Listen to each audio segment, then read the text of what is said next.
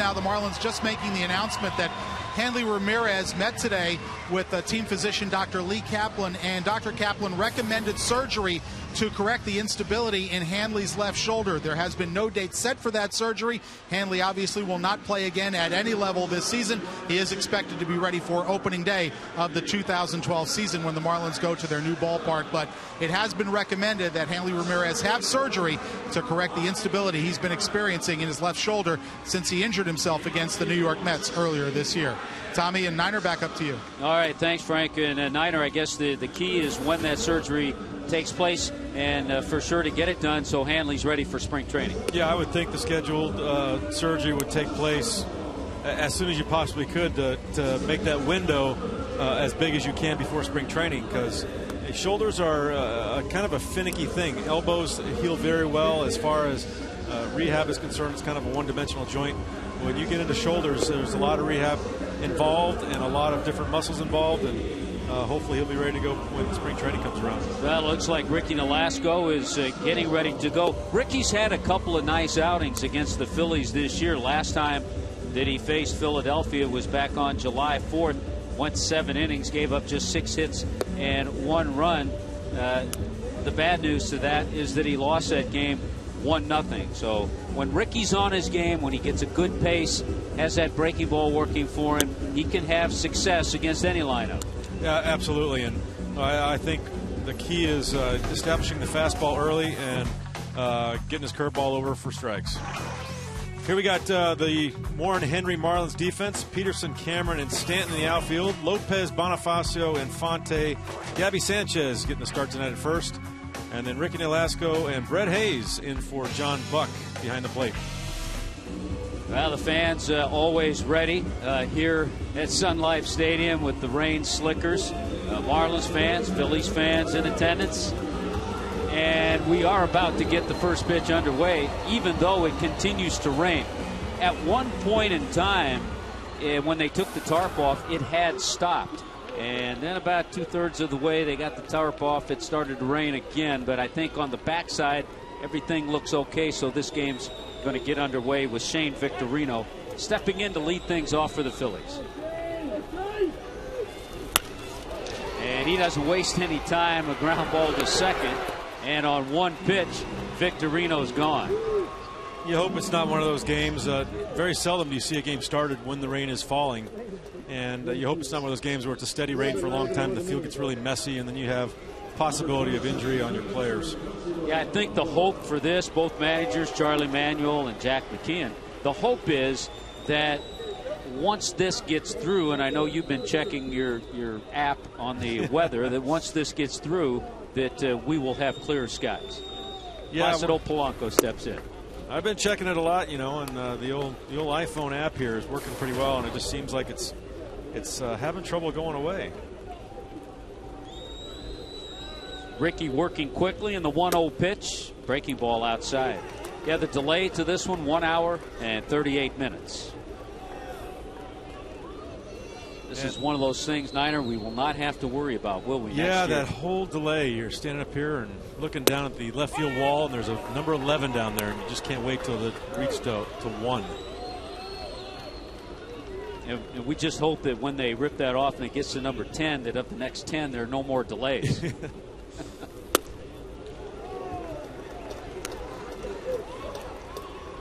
Placido Polanco. As you said, Marlins obviously lead the league in delays, but are probably among the fewer rainouts in the league. 3-1 on the ground to Bonifacio.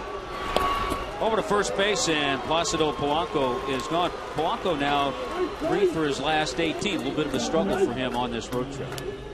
But as we saw last night, still a great guy to have in the number 2 spot. Can really handle the bat well, moves guys over. We saw him do that last night on a tough inside pitch from Ryan Webb, who's running the ball in on his hands. He pulled his hands inside, got the barrel on the ball, and moved the run over. Got his job done.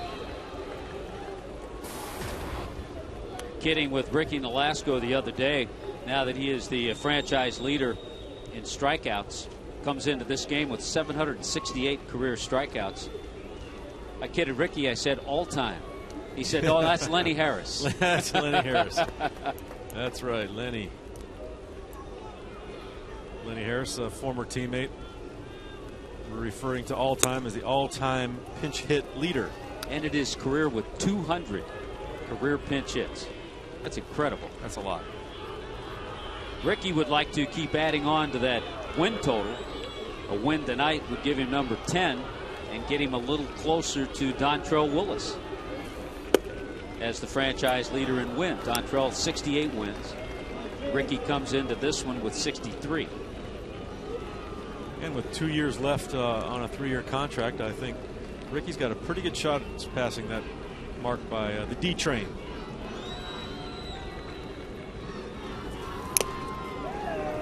Good fastball, had a little sink to it. Gets Utley to foul tip it. Chase Utley and his terrific career, a 300 career hitter against the Marlins. We talked about Ryan Howard, 34 career home runs against the Fish. Utley has 24.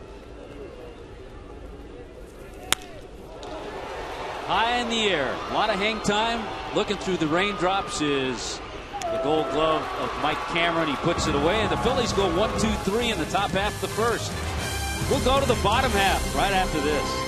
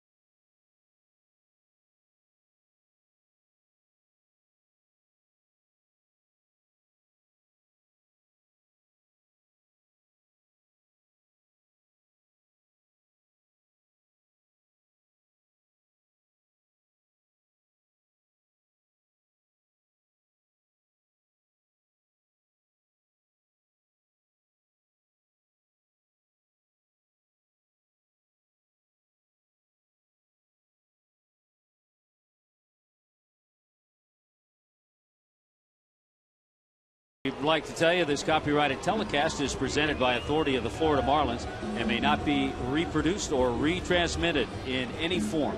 And the accounts and descriptions of this game may not be disseminated without the express written consent of the Marlins. And here's a look at the Marlins lineup brought to you by Warren Henry, Bonifacio, Infante, and Stanton against the lefty Cole Hamels. Jose Lopez swinging a good bat. He's in cleanup spot at third base. Gabby, Cameron, Brian Peterson, and Hayes to follow. And Cole Hamels delivers his first pitch. A lot of fastballs and changeups. A lot of changeups and a good one at that. One of the better changeups you're going to see of any left-handed pitcher in baseball. And the numbers, like you said, indicate that. 211 batting average against, number one in walks plus hits. As far as innings pitched, less than one base runner per inning. And right now, Hamels falls behind 3-0, uncharacteristic of him. And there's a look at the scouting report. Yeah, he's got a very easy delivery. Kind of the ball jumps out of his hand, gets on you quickly. Changeup is his best pitch. Out pitch, you'll occasionally see a big 12-6 curveball. And that scouting report brought to you by Coventry Healthcare. So a rare walk issued by Hamels. Now, when you have a guy out there who's had such success in keeping runners off base, this is an opportunity. You get the speed of Bonifacio on first in a game that possibly could be a low-scoring game. You want to take advantage. Absolutely. And, you know, Cole Hamels got a pretty good move to first base. He's going to have to be patient and read that move if he wants to advance to second base. I wouldn't be surprised to see a bunt here. And on the changeup, Infante takes strike one.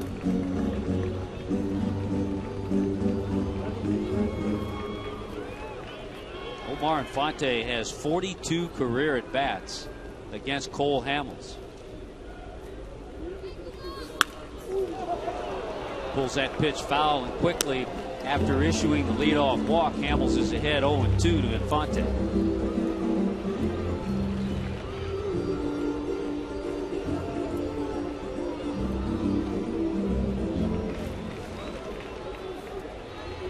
With this steady rain, you're going to see probably some footing issues become a problem at home plate. Pitchers will probably call out for grounds crew to put some diamond dry out there. A little tougher, I think, for outfielders. The turf is wet out there in the outfield, so when he base hit into the outfield, tough to come up and make an accurate throw. You'll actually see a rooster tail as that ball scooting through the infield and going out the outfield. It's picking up so much water, it's got a rooster tail on it. Fastball ties up Infante, and the shallow fly ball heads out toward Hunter Pence. One down.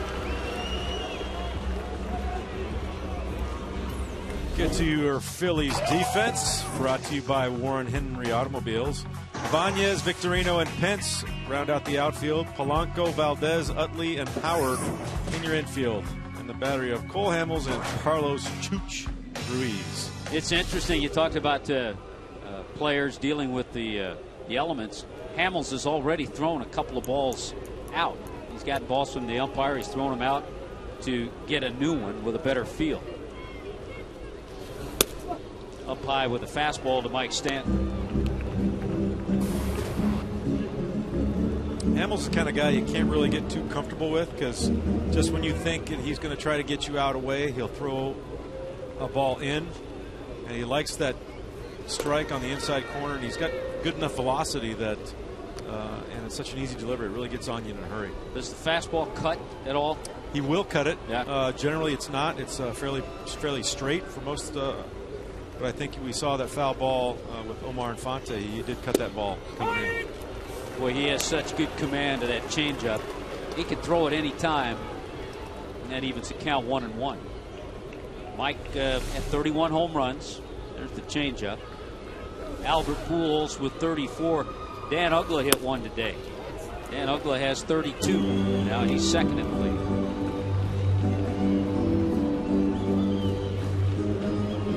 As to be expected, Mike Stanton hit a little better against lefties. About 25 points higher than against righties. There's a fastball on the inner part of the plate. Evens the count 2-2 to Mike Stanton.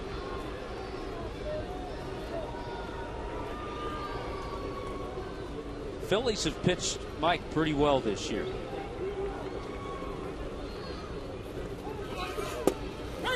And the changeup. That was fastball.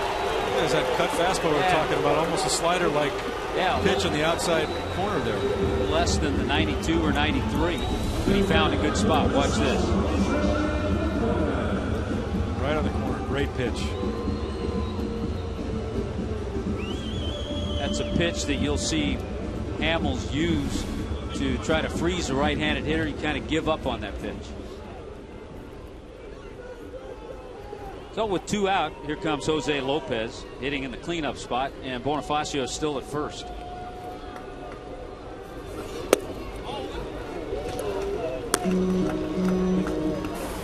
Just like you said, Tommy, he will throw that pitch first pitch.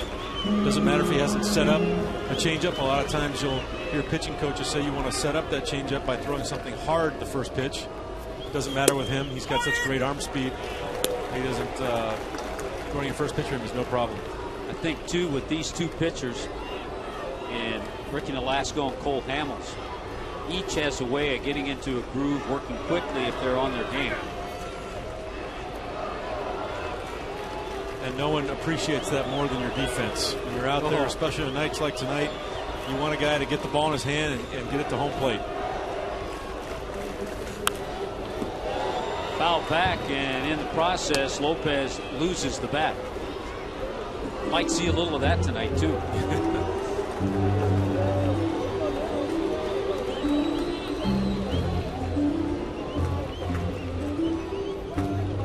One of those things, when you look back at this season, as a Marlins fan, you're going to look at May, 5-23 May. You're going to look at August, 7-20 August. Yeah, the June was the 5-23, and you know, 10 games over 500 June, at the end of May, and then when they swept the San Francisco Giants, you're thinking this is going to be a great, successful season. There's a changeup, misses. 2-2 now to Lopez. So June and August. I guess you got to count them all, though. You can't just pick out the good ones and say that's where we throw wanna, out a bad one. That's where we want to keep our focus. No mulligan months. No mulligans in baseball. Another good cut, but foul back. Count stays 2-2.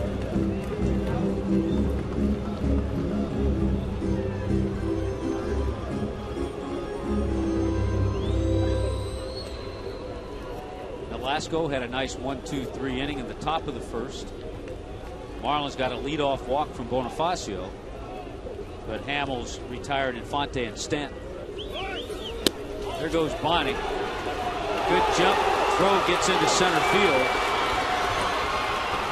And it'll be a stolen base for Bonifacio, number 34. And for Carlos Ruiz, an error, allowing Bonnie to get over to third. Great jump by Bonnie.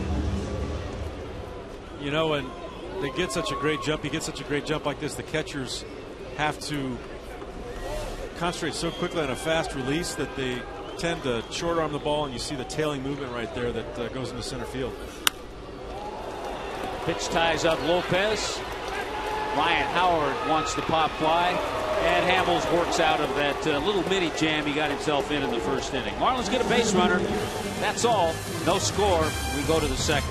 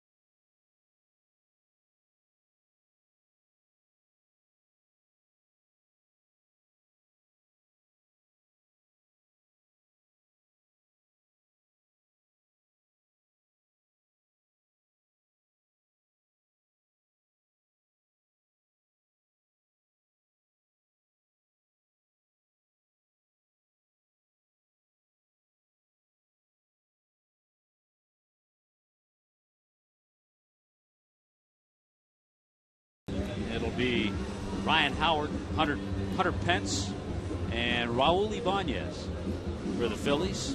Ricky Nolasco had a 1-2-3 inning at Victorino, Polanco, and Utley. And the Marlins just trying to turn things around against this Phillies ball club. They've not played well, especially against the Phillies here. 4-10 against Philadelphia overall. Unfortunately, and probably the biggest story of the season is the Marlins have not played well against anyone here at home. And the Phillies have gone 34-21 against the National League East. I think it was interesting. The only team they're 500 against Atlanta. That's the worst record they have against any team in the East. 6-6. So they still have a few more games against the Braves. Fastball misses. 2-1 now to Howard. Talking to Charlie Manuel earlier today, they're looking forward to getting Jimmy Rollins back.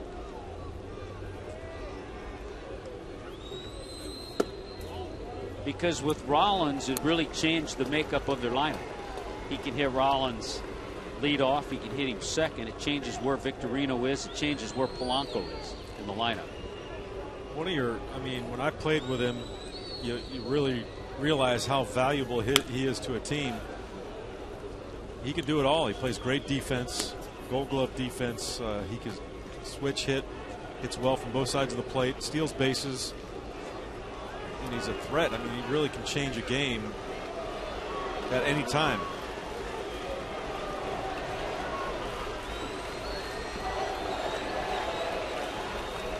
Three-two pitch to Howard, and it's fouled off the other way.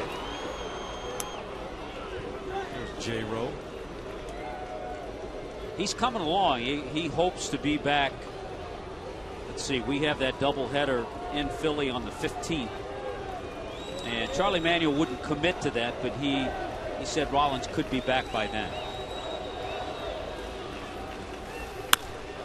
Ball drilled into left center field. Just cut off by Peterson, but Howard cruises into second base with a leadoff double here in the second inning. When I see Ryan Howard hit a ball like that, Niner, I'm always surprised that he's hitting in the 250 range. Yeah, you see this pitch right down the middle of the plate. Buck wanted it down away, and he's got such tremendous power from to the opposite field. You look at his spray chart as far as home runs are concerned. He's kind of like John Buck, where a majority of his home runs are from center field over to left. See a lot of Howard's base hits that way. Yet on the ground, the infield plays that shift. On the ground, he'll more likely pull a ball. So here's Hunter Pence. Pence with a 9-game hitting streak.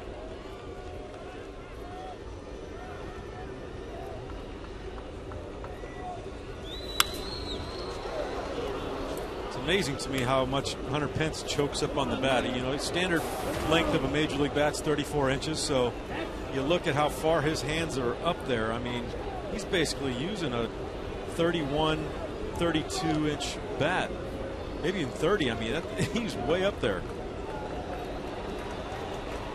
I forget to ask him every time I see him what weight bat he uses too. I bet you it's light. You know, I always thought that Barry Bonds really choked up a lot on the bat, and I always thought that he used a really big, long, heavy bat, but he used a 34, 32, and he choked up that much. 0-1 foul back. Another aggressive swing by Hunter Pence. As we were talking about Ryan Howard and the distribution of his home runs, 21 home runs from center field or left field, only 9 pulled to right field. And as we pointed out last night, he's actually hit more career home runs away from Citizens Bank Park.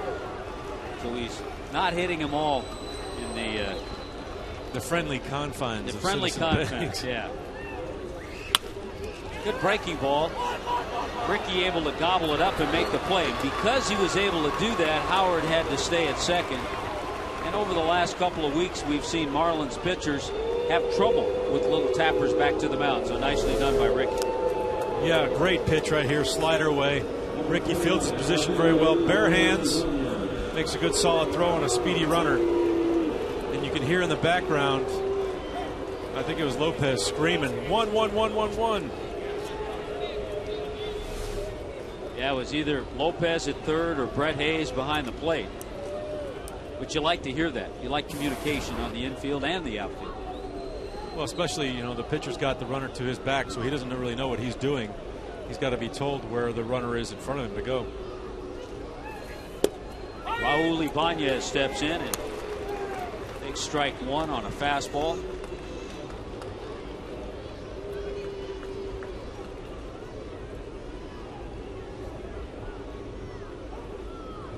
Ibanez out of Miami Sunset High School. Day community.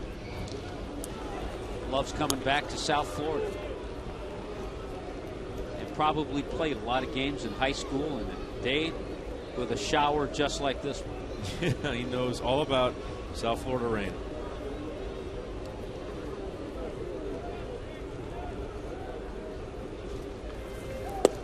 Good curveball. 1-2 now to Ibanez. Now his average is down for Ibanez. Checked his breaking ball out. Great bite. Look at the break on that curveball. Ends up as a strike as well, even though John Buck caught that. I mean, Brett Hayes caught that almost in the dirt. That's how much it broke over the strike zone.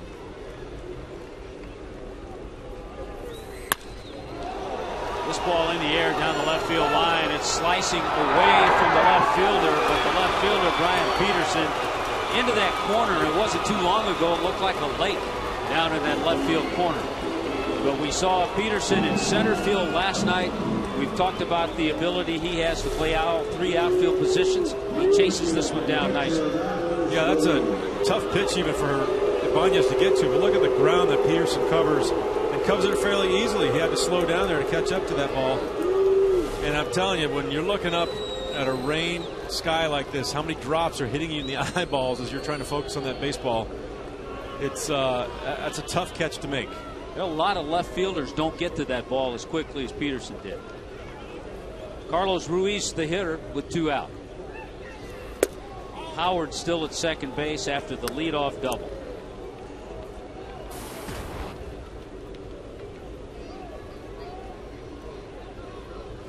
Talk about popular players in Philadelphia. Chooch is one of those. Sharply hit. I don't think they'll even send Howard. No chance at all. They remember the arm of Brian Peterson from last night. Juan Samuel, he's been around the game long enough. He knows when somebody gets thrown out that they get the stop sign pretty quickly. You see the rooster tail we were talking about earlier, the water coming up off that baseball. Makes it for a little tougher throw, but Brian Howard's not too fleet of foot, and Brian Peterson's got a cannon for an arm. And Juan Samuel knows all of those things. And now Ricky will have to deal with the number 8 hitter, Wilson Valdez. Valdez has 1 home run this year. It was hit against the Marlins in Philadelphia.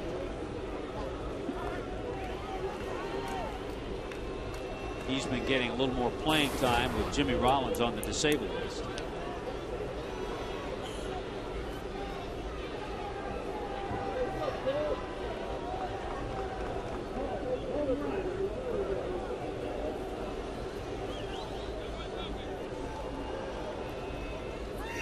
It's a situation where you don't have to worry, I don't think, too much about Ruiz. He's not going anywhere at first. So the whole focus right here with Hamels on deck is to make good pitches to Valdez.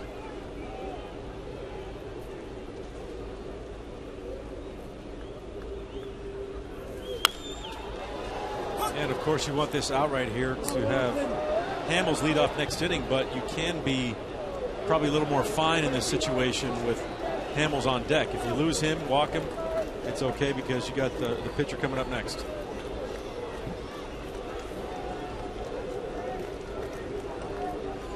That's one of those good news things. Yeah. Good news if you make good pitches and get Valdez, but if you don't, then you got the good news, you face Hamels. 1-1's up high, 2-1.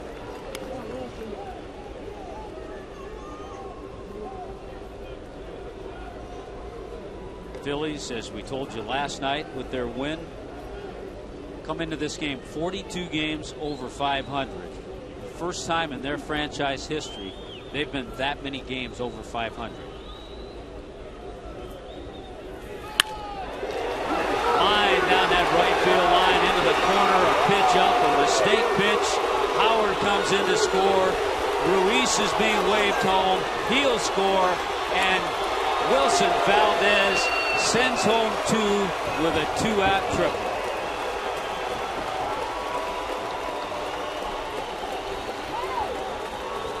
You alluded to it, Niner.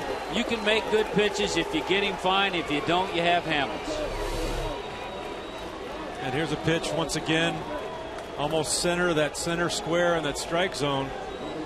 John Buck set up down and away. And if you hit that pitch, obviously that result wouldn't have happened.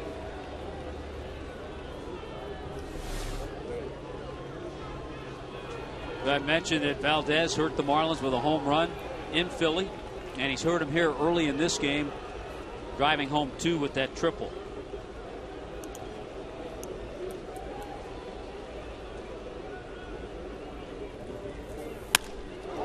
And Hamels fouls one off. Cole Hamels comes into this at bat with 8 hits on the year, but a little bit of a struggle his last 29 at bats, and that even makes that triple more important off the bat of Wilson Valdez.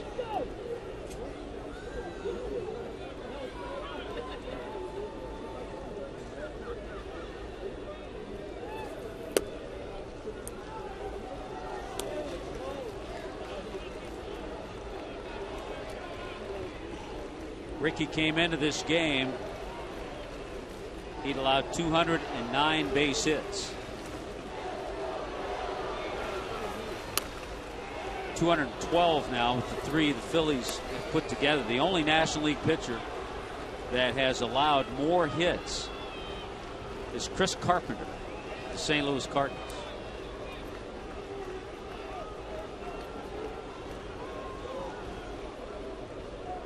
Carpenter also has about 20 more innings pitched. He's second in the league in innings pitched.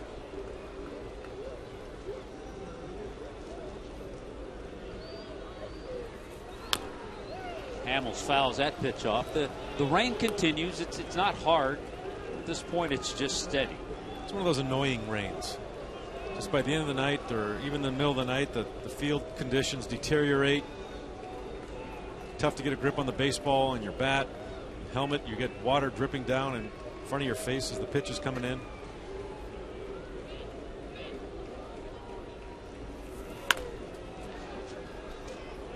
I think it's one of those rains too at this time of the year, having had a U2 concert, soccer match, a couple of football games. It's even tougher on the field. The grass is pretty thin out there right now, as well as the grounds crew's taking care of it. Not much you can do when it's getting beat up like that. Popped high in the air. Let's see if third baseman Jose Lopez has room. He does not, and Hamels giving Ricky Nolasco a battle.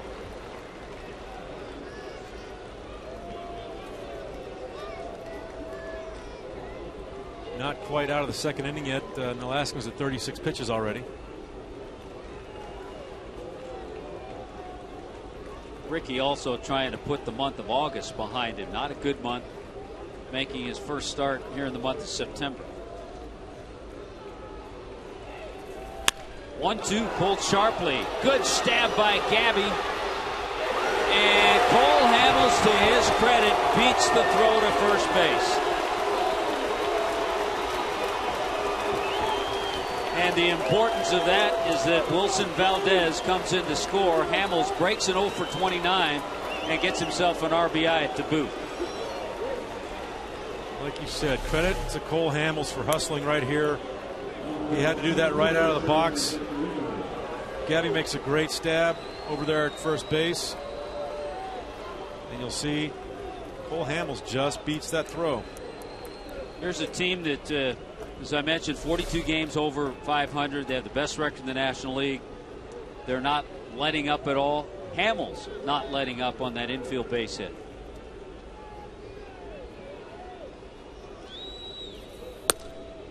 It's one of those plays, Niner, you hope all the young pitchers on the Marlins bench are watching and observing and remembering.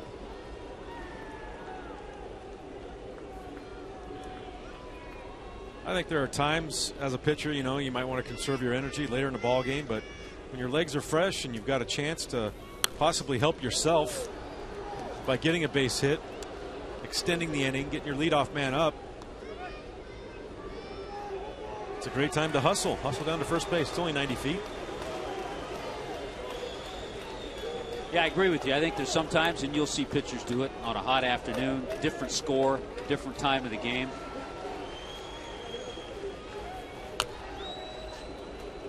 Oh, and 2 to Victorino, grounded out to second, his first time up.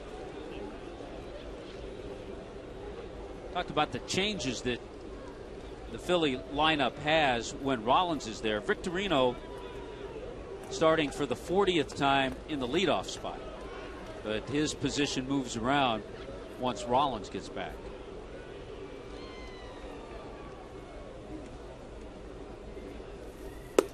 Oh, 2 fastball gets him. Good pitch by Ricky to get out of that, but damage has been done. Phillies get 3 runs on 4 hits here in the second. We'll go to the bottom half of the second inning.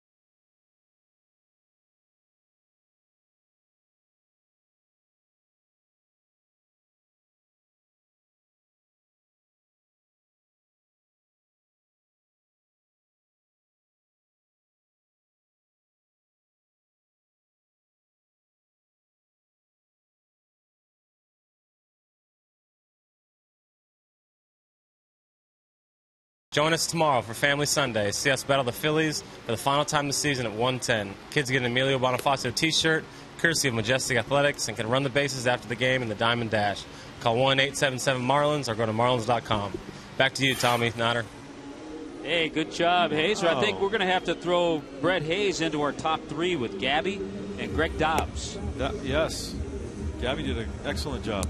So Greg Dobbs did an excellent job. Dauber did a terrific job. Right now, Hamels has himself a 3-0 lead, and he'll work to Gabby Sanchez, Mike Cameron, and Brian Peterson after hustling out that infield base hit to pick up the Phillies' 3rd run in the top of the second.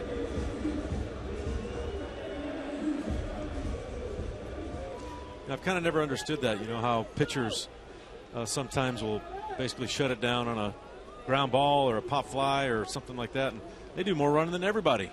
Their pitchers, legs should be in better shape. Pitchers run more than anybody, and they can't run down to first base hard.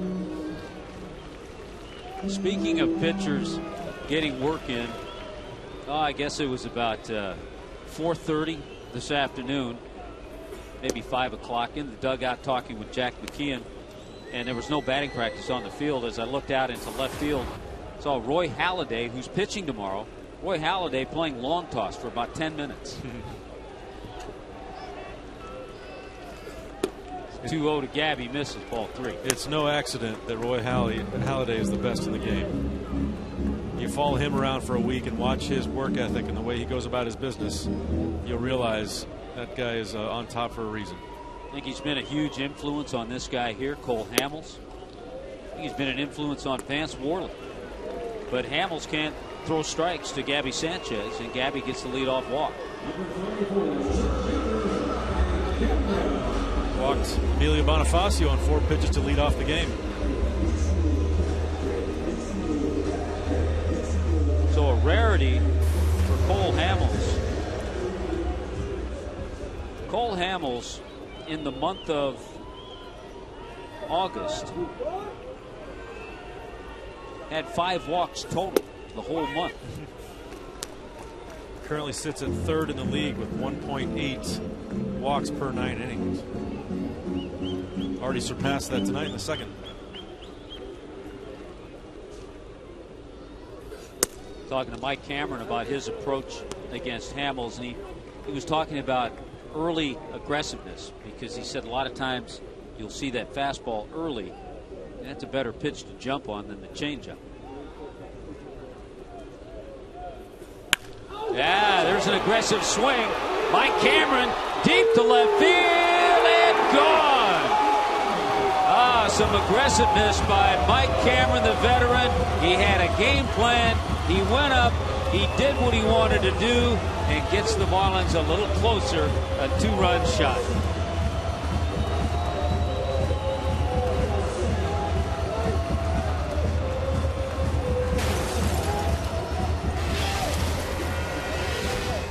Great swing right here by Mike Cameron. You can tell the strength that he has in his. He's out in front just a little bit, but the strength he has in his wrists and forearms, powered through that ball, gets his foot down early. I would say, if you asked me, said I didn't get completely extended on that ball, but he got it perfectly on the bat. That was our Coors Light Cold Hard Blast, supplied by Mike Cameron. And Brian Peterson steps in, takes a breaking ball. There's that cutter again from Hamels. He's fooled me twice on that pitch. I'm behind 0-2.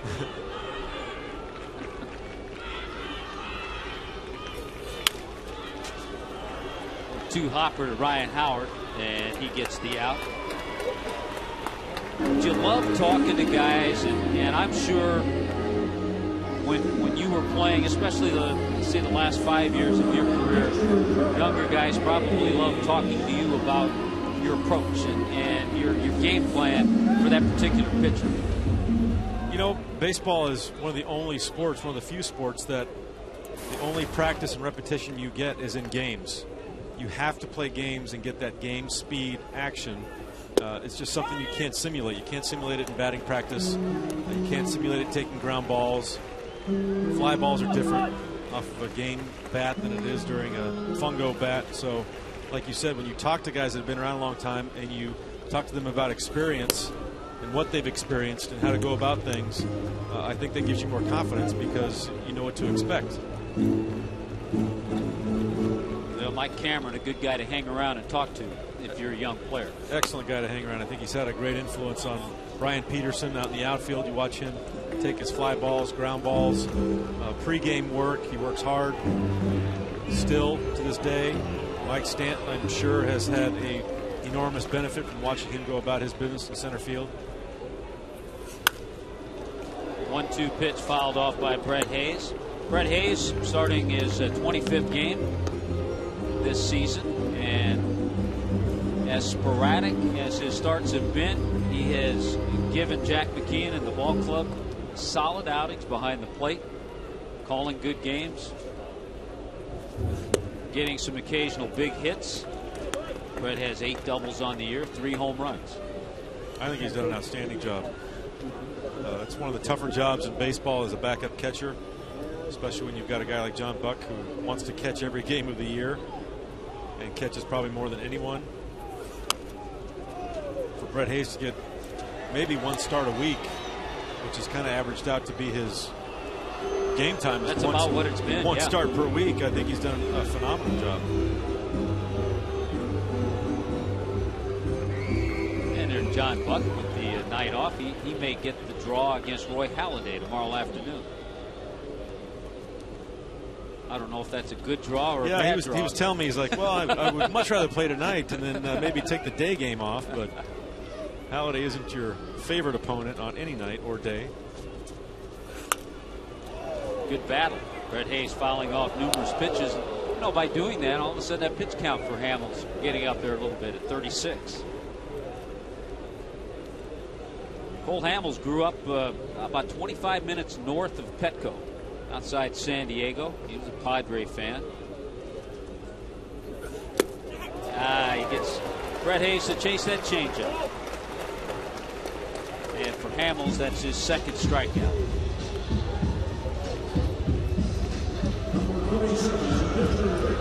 I'll tell you, the thing that Hamels is probably upset with most is the leadoff walk.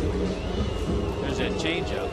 Home run's one thing, but instead of a solo shot, it became a 2-run shot.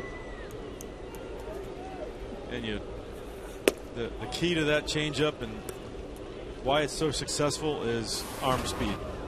You saw his arm speed coming through the zone, and it looks just like a fastball when it leaves his hand. And the plane that it's on, you think it's going to be a strike, and then right at the end, it just dies down. Best changeup you ever faced? A couple of them come to mind. Trevor Hoffman is probably the best changeup I've seen. Pedro Martinez had a phenomenal changeup. One of the best, both right-handers too, that like to throw the changeup to right-handers. Two guys going back further that I remember: Mario Soto, Andy Messerschmidt. Good changeups. Messerschmidt was with the Dodgers, right? Yeah. California boy. I recognize a Dodger name when I know one. He bounced around. He pitched for the Angels. Pitched for Atlanta. And there's called third strike to Ricky Nolasco. Third strikeout for Cole Hamels. But the big blast, the two-run shot by this guy, Mike Cameron, makes it a close ball game. It's 3-2 Philadelphia.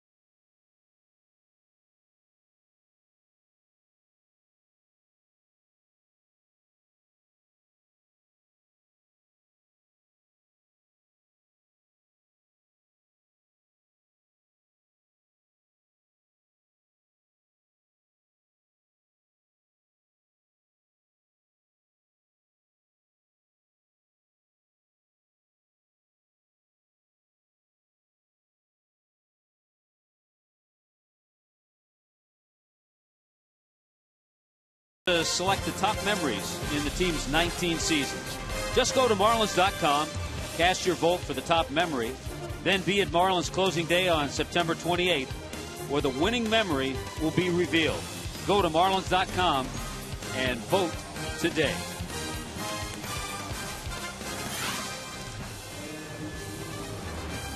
Welcome back to the Cleveland Clinic third inning.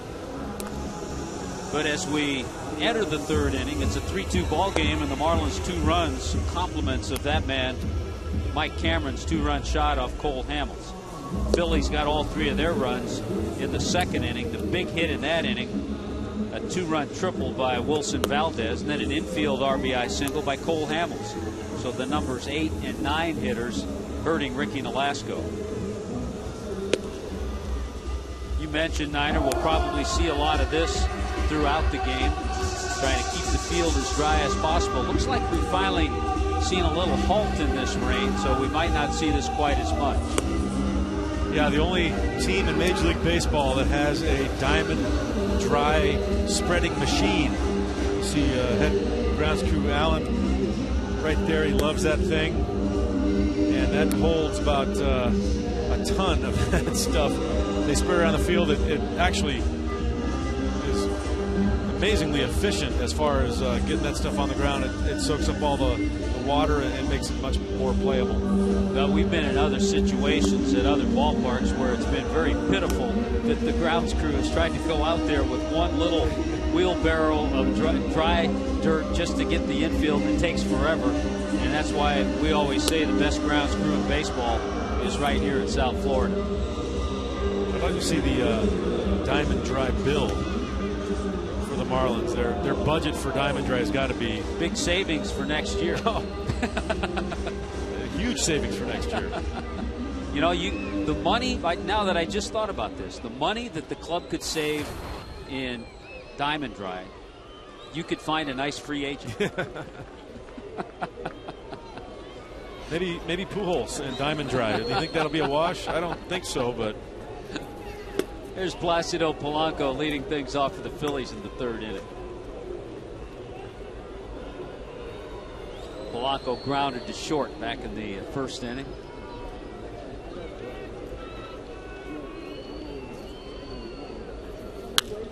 He's a guy that Ricky's handled a little bit in his career. Long run for Stanton, but he runs out of room. It just wasn't up in the air long enough. Polanco now 1 for 11 against Ricky Nolasco. That's a dangerous fly ball right there. You know, as an outfielder, you're trying to get over there and catch that thing, but you've got a mid-thigh high wall waiting for you with a wet warning track. One little slip or a lunge too far could put an end to your season in a hurry. Well, we've seen Mike flip over that wall a few times. Fouled off 1 and 2 now to Polanco, who has had a very, very solid career. Placido Polanco just 59 hits shy of 2,000. That's a lot of hits. Breaking ball just missed. However, I wanted to let everybody know, and I wondered if you ever thought about this. My partner the last couple of nights, 18 hits shy of 2,000. Oh, you had to remind me of that. 18 hits. There's a hard one hopper, but Infante gathers it in and makes the out. So you think about all those close calls over all those years. I could have squeaked out 18 hits somewhere. All the line drives right at guys. That's like 1 a year. I know. You don't have to tell me, Tommy.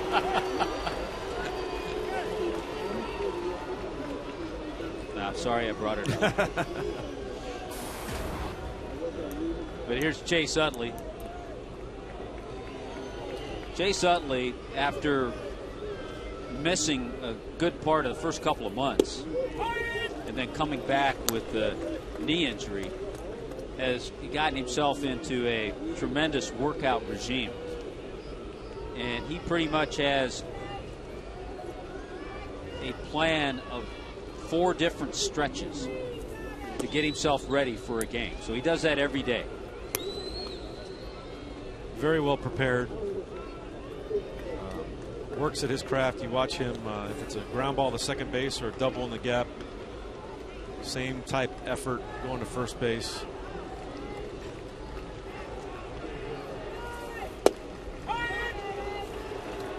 Good breaking ball by Ricky. 1 and 2 now to Chase Utley.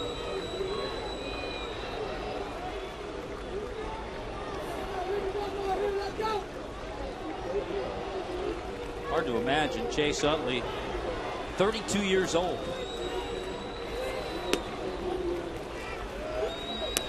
That curveball just missed.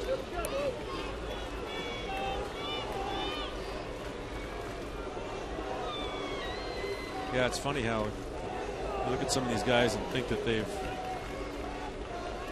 haven't been in the league that long, but Chase Utley's been, was he 7 or 8 years now? Oh, shot bad hop over the head of Gabby Sanchez. That ball was stung into the puddles in right field. Utley's thinking 3, and he's going to make it to third base easily.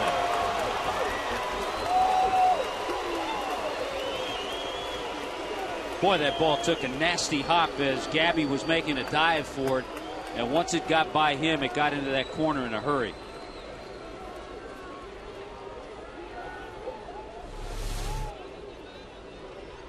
See Utley get out in front of this sinker.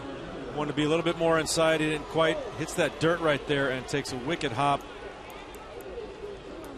And this turf right now, there's so little grass on it. It's playing like artificial turf.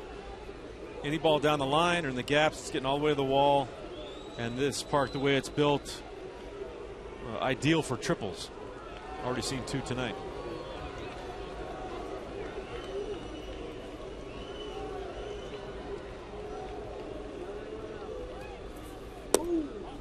So Howard comes up with Utley at third base. A little different look in the infield because you have to keep the third baseman, in this case Jose Lopez, a little bit closer to third. So there's a lot of room on that left side and up the middle. But as we talked about, the outfield pretty much straight away for Ryan Howard, who doubled into left center his first time up.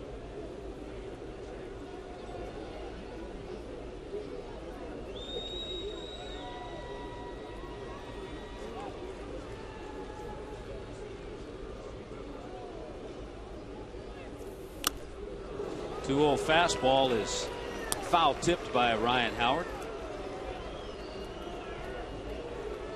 Ryan Howard takes an interesting batting practice. He uses a really heavy bat, and you'd think that a guy that has hit as many home runs as he has over his career, he'd put on quite a show in batting practice, but he really just works on getting his hands through the ball with a heavy bat. He'll pop a few out here or there, but it's really nothing that you come to watch for sure. Nothing like a Mike Stanton would. It's not like a Mike Stanton type BP. No. You know what? Whatever works. Exactly, and it's worked pretty well for him. 30 home runs, 100 RBIs or more, 6 consecutive years for Ryan Howard. A Phillies team record.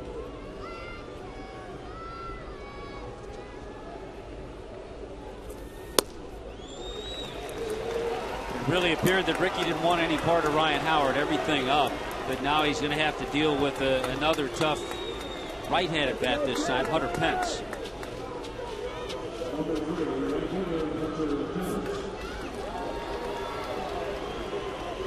But with Howard at first, it does set up a double play situation. Pence comes into this game. He tapped one back to the mound his first time up. Pence comes in with a 9-game hitting streak. Boy, what a pickup for the Philadelphia Phillies. Hunter Pence, all-star in Houston. He's made quite an impact in this Phillies lineup. This guy's a gamer. He's played all 29 games that he's been a Philly too. Hitting .330 during that time. Overall, his batting average at .313, and you see what he's done with runners in scoring position.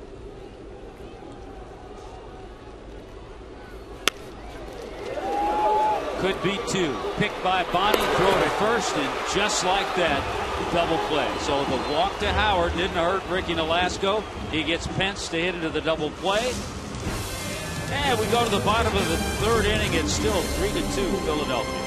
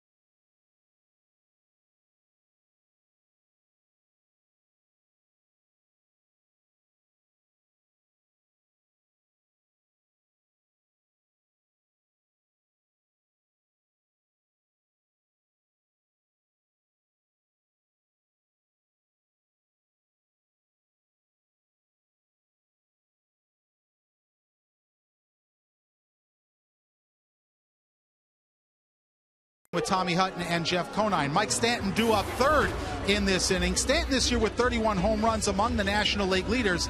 Of his 31, 22 have come with the bases empty. That's the second highest total of solo home runs in the big leagues, behind the 26 hit by Toronto's Jose Bautista. But Stanton has made his homers count. 2 of his 31 have tied the game, and 12 of his 31 homers have given the Marlins the lead. Over his career with 53 home runs, 26 of them have given the Marlins the lead in a game. So Tommy and Niner, that is making your home runs count. Back up to you. One of those numbers, Niner, I think as the years go by, kind of changes from year to year as far as solo home runs with men on base. Yeah, I don't think there's really a rhyme or reason why you might hit more solo homers one year as compared to another. I know some guys like the timing aspect of a pitcher that's in the windup, meaning there's nobody on base, so they get a little better timing, better look on that. When the guy's in the stretch, timing with slide steps and trying to keep runners close to their bases varies quite a bit. Hamels with a 2-1 pitch. All of a sudden 3-1 count now to Bonifacio. Bonifacio walked in the first inning, picked up his 34th stolen base, moved on to third on the throwing error by Carlos Ruiz.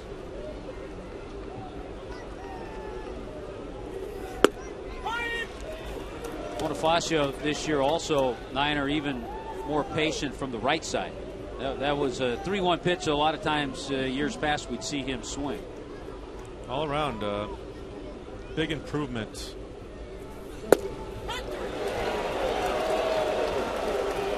Tough pitch. Bonifacio thought he had ball 4, but Hamels gets strikeout number 4. Let's take a look at this pitch again. On height-wise, really good pitch, outside corner, and you see Fox Tracks has it right there, as on the black, as we call it. So a good call by Paul Schreiber, home plate umpire. Schreiber's at home. Chad Fairchild's the first base ump. Joe West at second. Sam Holbrook's over at third.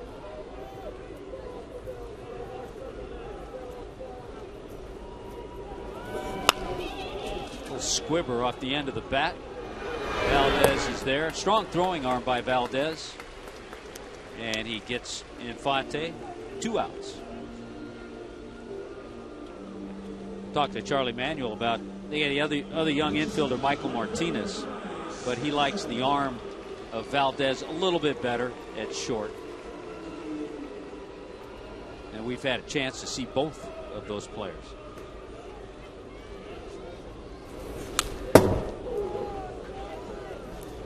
See Hamels starting to use that cutter a little bit more, especially on first pitch. Started Omar Infante out with a cutter. There's a little cutter right there to Mike Stanton. It was a cutter that froze Mike last time up for called strike 3. He'll throw a few of those, that curveball, once in a while. Just to keep in the back of your mind that it's a weapon that he has, and it's a pretty good one, too. So you can't just. Deep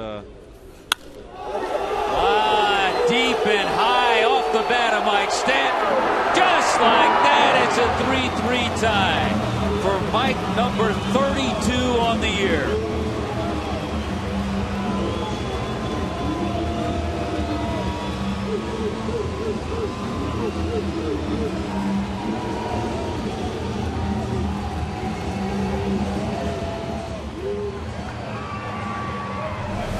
Short, compact. Basically, when Big Mike gets it on the sweet part of the bat, it gets it in the air, it's going to leave the ballpark. No doubt about it. There's a no doubter on that one. Another ball hit well, but just getting under it is Jose Lopez. Ibanez is there, and that's it for the Marlins in the third. But the solo shot, home run number 32 by Mike Stanton, ties the game 3-3 after 3.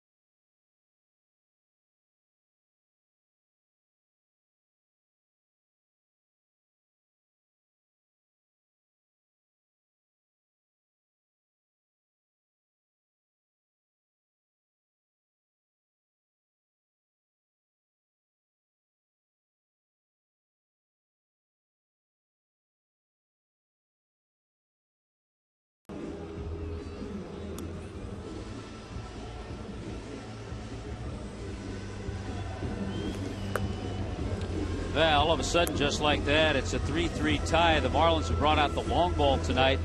Speaking of home runs, the leaders in the National League, Albert Pujols sits atop with his 34. We mentioned earlier Dan Uggla's homered for the Atlanta Braves for his 32nd. And you saw Mike Stanton hit number 32 since the All-Star break.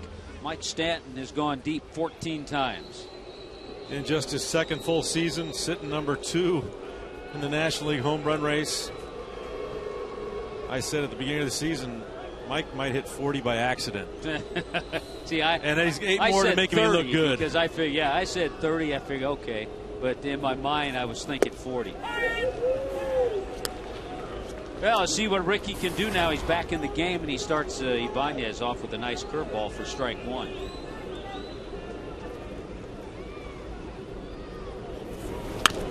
Another good breaking ball. I'm talking about home runs. Raul Ibanez in his fine career has hit 249 home runs. Outstanding career. One of the nicest just people you'll ever meet, regardless of baseball player or not. He's just a good human being and a pleasure to talk to. And always willing to talk to you, too. Absolutely. That's a pretty good pitch, I think, by Ricky. Really good pitch. Not quite enough sink to get it back over the corner, but an effective pitch. I'm sure we'll see Raul Ibanez somewhere next year, but it probably won't be as a Philly. This is the last year for Ibanez of his contract in Philadelphia. Chopper to Bonifacio. And he retires Ibanez with a nice throw over to first. This would be a good inning for Ricky to come out and have a nice 1-2-3 inning. Get the offense back in there. Yeah, last inning was a bit of a struggle after Mike Cameron's 2-run homer kind of got him back in the game. You had a tough inning by Ricky, but ended up getting out of it with no runs and a clutch double play that he got Hunter Pence to ground into. Yeah, sometimes that double play ball will get you back in the game, too. Ruiz singled in the second inning. And he scored on that triple by Wilson Valdez. Carlos Ruiz got off to a slow start, but a lot of that was due to some lower back issues. And he's gradually got his average up to where he normally is.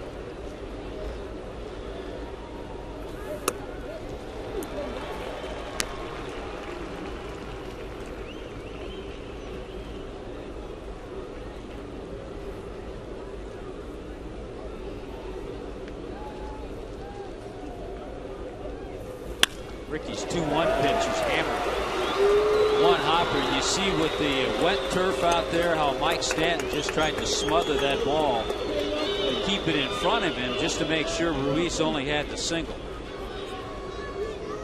Yeah, line drives, especially the opposite field right there, have kind of that side spin with this wet turf. It almost seems like it accelerates off that grass and gets on you in a hurry. Good play by Mike.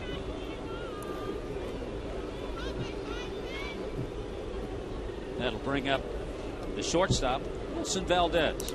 Valdez's triple extended his hitting streak to 4 games. And as we've mentioned, he's done a nice job filling in for Jimmy Rollins.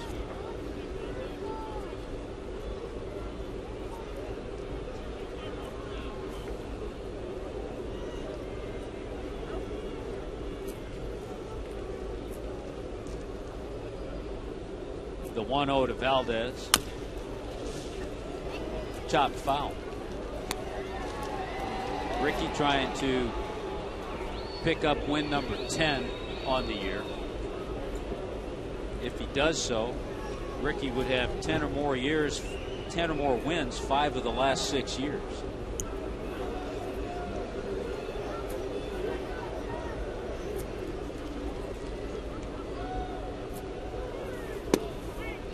Down low for ball 2. Well, if you look at the break on Ricky's pitches tonight.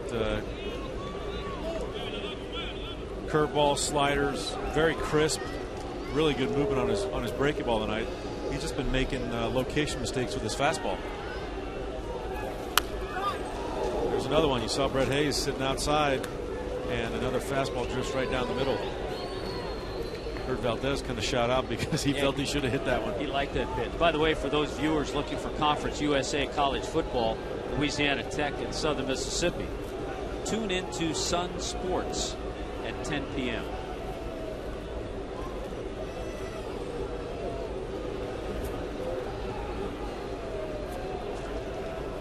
See what Ricky features. 2-2.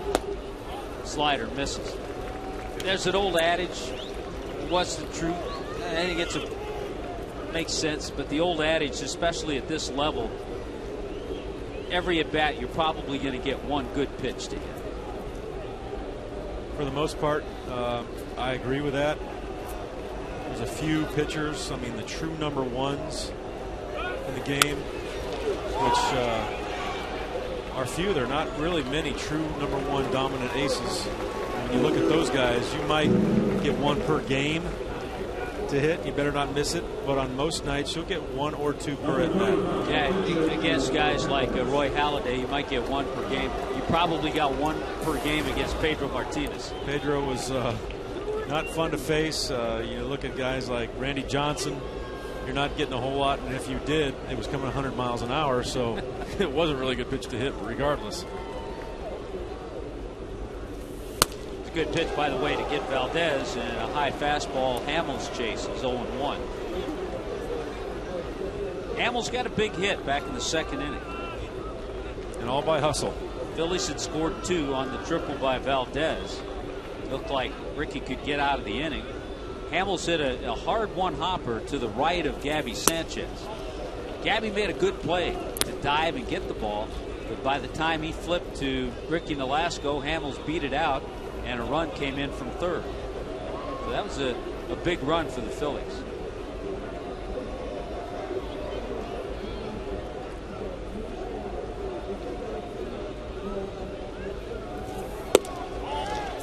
Very good pitch. This inning, a few times Ricky's missed. He hasn't missed by much. You're going by Foxtrack. That was a strike. Good pitch. But when he has missed his spot, he's missed it a lot over the middle of the plate.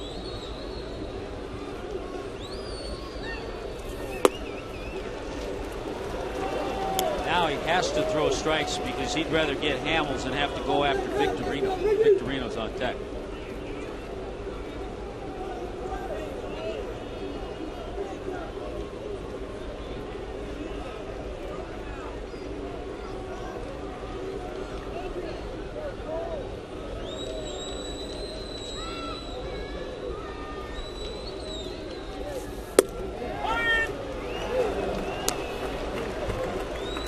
Taking all the way right there.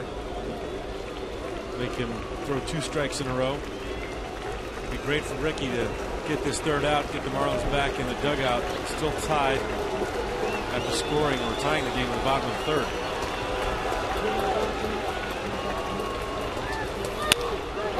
Hamels with a base hit up the middle. He has helped himself again. Cole Hamels, who came into this game with an 0 for 29, has gone 2 for 2, and he's driven in 2 runs.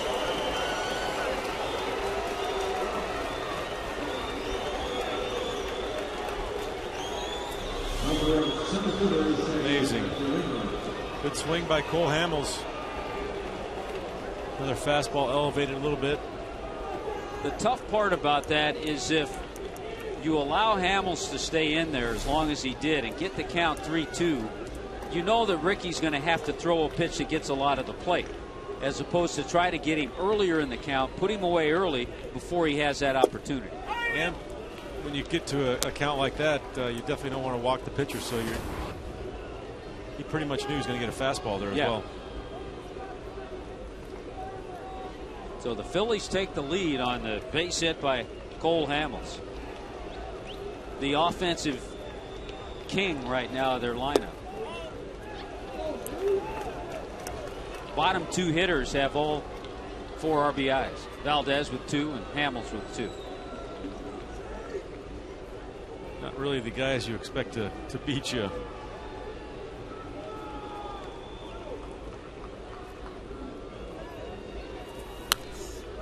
Foul back by Shane Victorino. Shane Victorino is always an interesting story. A guy who, a couple of times, I mean, he was originally drafted by the Dodgers in '99.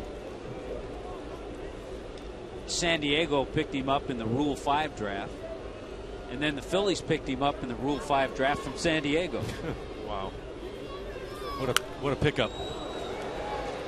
And I guess the theory there and the example is that it's a guy that early on in his career, obviously teams didn't feel he was going to get to this level or be this kind of player. He just matured at a later date.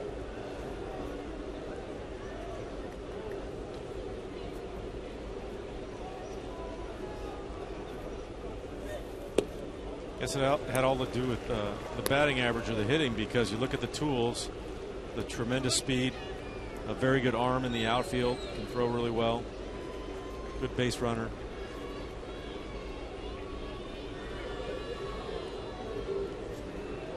That second RBI single up the middle by Cole Hamels ties his career high for RBIs in a game. Yes. His 9th career multi-hit game. Wow. The other thing too about Victorino, 3 straight years now, he's had double figures in doubles, triples, home runs, and stolen bases. So he gives you a little bit of everything. A little bit of everything for sure. And Gold Glove defense in the outfield. And high energy. Outside with the breaking ball. And all of a sudden that pitch count for Ricky Nolasco is at 86.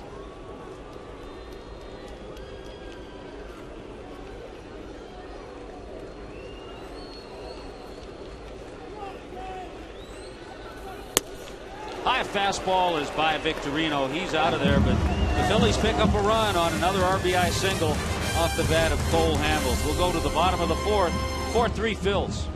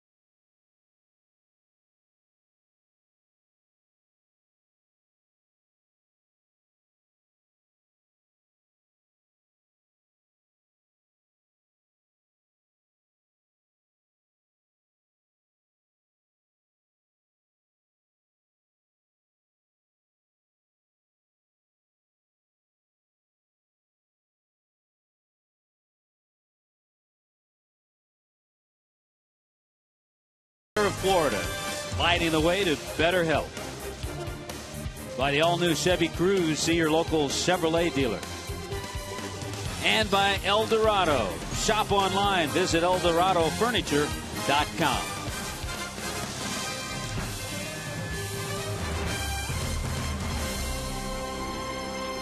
You know, Niner, we love it when Frank Ford comes up and visits us in between his assignments down on the field, and just reminding us that all 4 runs the Phillies have scored have come with 2 out. Another area that has plagued the Marlins all year. Yeah, not seeming to be able to close the deal with 2 outs. On the flip side, offensively, you know, getting men in with scoring runners in scoring position has been a really hard spot for the offense this year.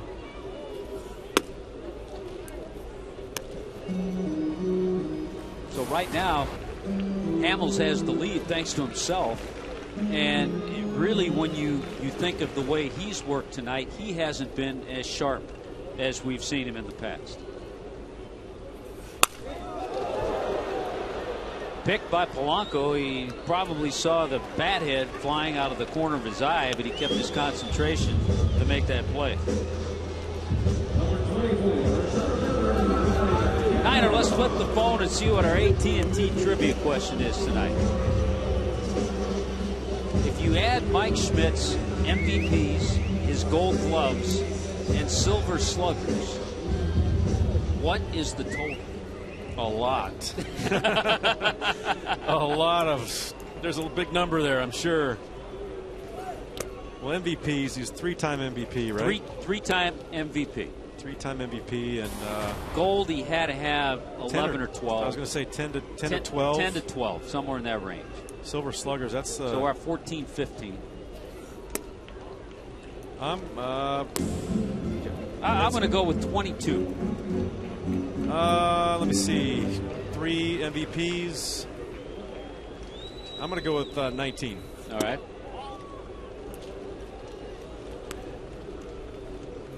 Right now, Mike Cameron will be looking at a 3-0 pitch.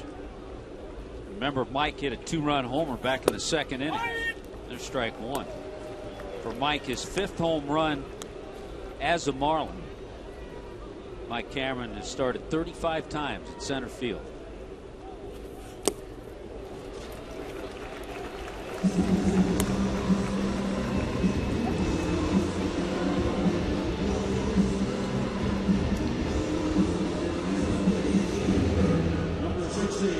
Third leadoff walk. Let's see our AT&T trivia question. We've gone directly to the AT&T trivia answer. 3, 10, 19. You got it. That. Very good. There's something about that number that just. See, I would have thought more attractive to me. Yeah, well, the 19. Yeah, I got you. I would have gone more silver sluggers. That's why I thought it was more than 19. But yeah, 3 leadoff walks for Hamels. 3 walks period for Hamels is a lot. But I'll bet you it's been a long time since he's had 3 leadoff walks in the first 4 innings of a game. Most walks he's issued. There's 1 out here. Most walks he's issued this year in a game has been 4.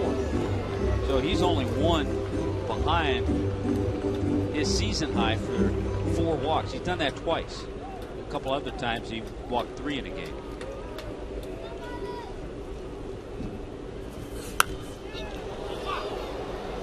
Popped out of play by Brian Peterson. Gabby Sanchez started the inning with the broken bat 1 hopper to Polanco, to walk to Cameron, and now Brian Peterson.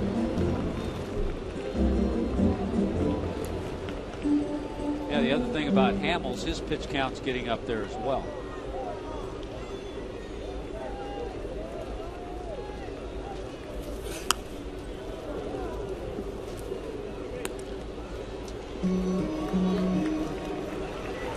And because of all that, because of Ricky's pitch count at 87, Steve Cishek begins to loosen up with Nolasco in the hole. You don't hear that term. You don't hear that term much anymore. You got Brett Hayes on deck, and Ricky to follow him. I think Jack, if he sees an opportunity to get a pinch hitter up there in Ricky's spot to score a run and get the lead, he might do that.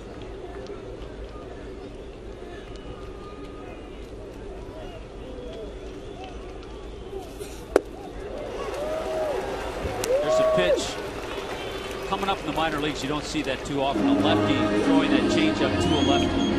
Yeah, even at the big league level, they really will start going to a slider or something that breaks away from the left-handed batter. but Cole Hamels got such great confidence in that pitch, and it's such an effective pitch with the arm speed that he has. He'll throw it any count to either side of the plate. 5 strikeouts now for Hamels, along with his 3 walks. And he's given up just 2 hits, but they've both been home runs. Boy, there's a hop that comes up to Polanco. He is a thing of beauty over there. The Gold Glove of Placido Polanco robbing Brett Hayes. And that's all for the Marlins in the 4th inning. So defense helps out Hamels. Phillies have the lead as we go to the bottom half.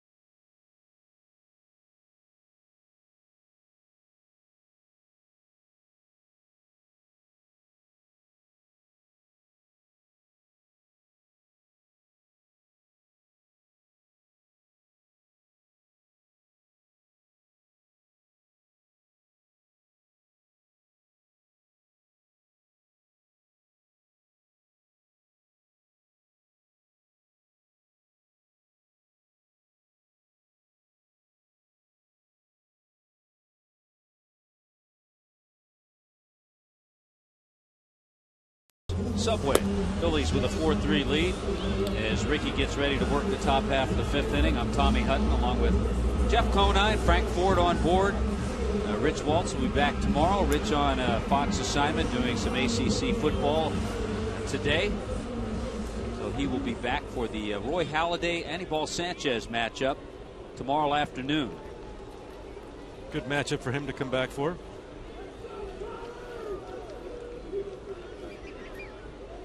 Ricky Nolasco getting ready to work in what will probably be his last inning, given the fact that he will lead off the bottom half of the 5th. So Polanco takes a breaking ball for strike 1. And the fact he's thrown his 88th pitch leading off the 5th inning. Just in these 2 games, think of the play Polanco made last night, robbing Greg Dobbs in a key situation. And a tremendous play to end last inning, stealing probably a double away from Brett Hayes. Line drive. This time it's on the other end. Gabby Sanchez robs Placido Polanco with a nice diving stab. Great play by Gabby. Good pitch by Ricky Nolasco on the outside corner with a slider. You see him. It's a good piece of hitting right here. Good placement on the slider. Look at the reaction by Gabby. He actually took a little jab step to the line. He thought he might hit that ball down the line, but had enough turning power to get over there and snag that line drive. Well, the other thing too, positioned in the right place. He was far enough off the line that he was able to make that grab. We talk so much about the work as Utley takes up high ball 1. The work that Perry Hill does with the fundamentals of fielding and throwing, but also the positioning of the infield. Yeah, probably one of his biggest assets. He really studies spray charts and goes over with the pitching coach how they're going to play or pitch each individual player during that game, and positions his infielders accordingly. And it makes a big difference if, like you said, if Gabby's on the line there thinking that he might go down the line, it's a base hit to right field. See, he brought a little smile to Perry because he knew Gabby was in the right spot. Very proud of his infielders. Oh, they yeah. make good plays. You'll see him smiling there.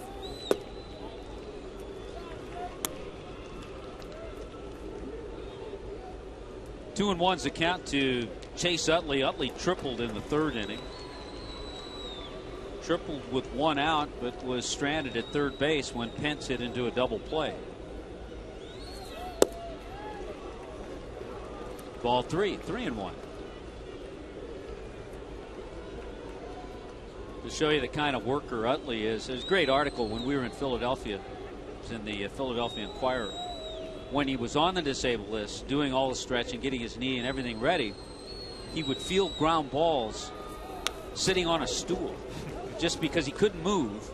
But to just keep his hand action there, keep the hand soft, and get the feel of getting ground balls, he'd sit on a stool and take ground balls. Whatever it takes.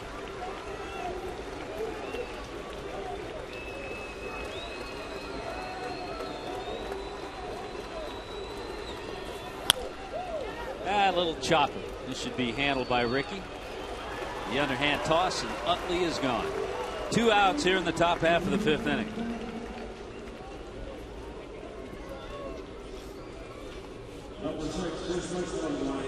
Let's take a look at the Chevy NL East standings. Phillies quite handily will go on and win the National League East. And pretty good chance the Atlanta Braves will be in postseason as well. Phillies will make it 5 years in a row that they will have won the National League East, having been world champions in 2008.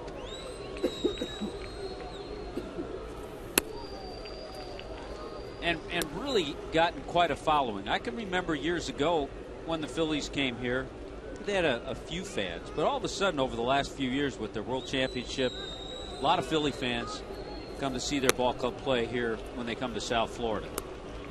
It's amazing how many people come out of the woodwork when you got a little winning streak, huh? Yeah.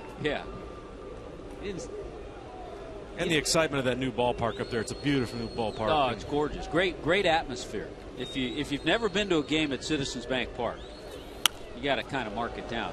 But I can remember back in the 70s when there weren't as many Philly fans that there are here at Veterans Stadium for home games. Yeah.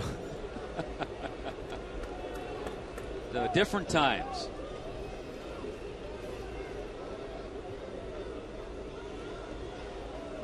And they're on some kind of streak for consecutive sellouts there at Citizens Bank, aren't they? I think the last time we were there at Foul Back, it was 190 or 191 consecutive sellouts. That's impressive. And then they got out of town. When that doubleheader was called, they were getting close to shutting down the Philadelphia airport, which they did eventually, but the Phillies charter flight got out of town just before that happened. There's a ground ball to Gabby, and Ricky Nolasco has himself a 1-2-3 inning in the fifth. We'll go to the bottom half of the fifth inning with the Fish trailing the Phillies 4-3.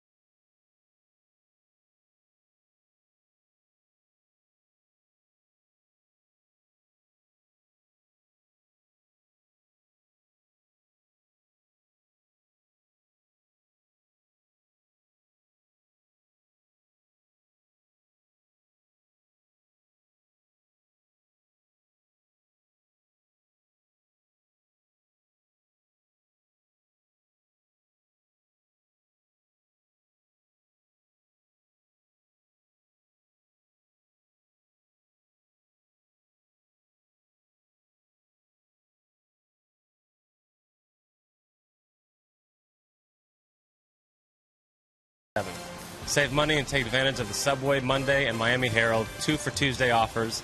Call 1-877-MARLINS or go to marlins.com. Back to you, Tommy. Niner. All right, Hazer, thank you. And in that Mets series, the Marlins will see 3 of the pitchers they saw up in New York. They'll see Chris Capuano, Miguel Batista, and R.A. Dickey, the knuckleball. And Ricky Nolasco steps in. Ricky is at 101 in the pitch count. And I think because of the way the bullpen has been used and overused at times, and because Ricky had a nice 1-2-3 inning, I think Jack decided to go with him for another 1 or 2. Yeah, as we discussed before, if a situation came up where there were guys in scoring position and a possibility to take the lead, then he probably would have pinch hit for Ricky. But since he looked very efficient out there and pretty strong that last inning, he's going to let him go ahead and continue on. Save the bullpen a little bit. And I think the other thing, with just 4 men on the Marlins bench, Dobbs, Morrison, the lefties, Buck, you got to kind of save him, and Alfredo Amezaga, it changes your thinking a little bit. Charlie Manuel has 4 left-handed hitters: Bowker, Glode, Orr, and Schneider. He's got 2 right-handers, Francisco and Mayberry, and Martinez. So he's a little more packed full over on his bench. There's a high fastball that Ricky chases. And I would expect, we haven't heard other than rumors, the Marlins will have a few more call-ups once the minor league season ends this week. Yeah, I would expect that would probably be the case.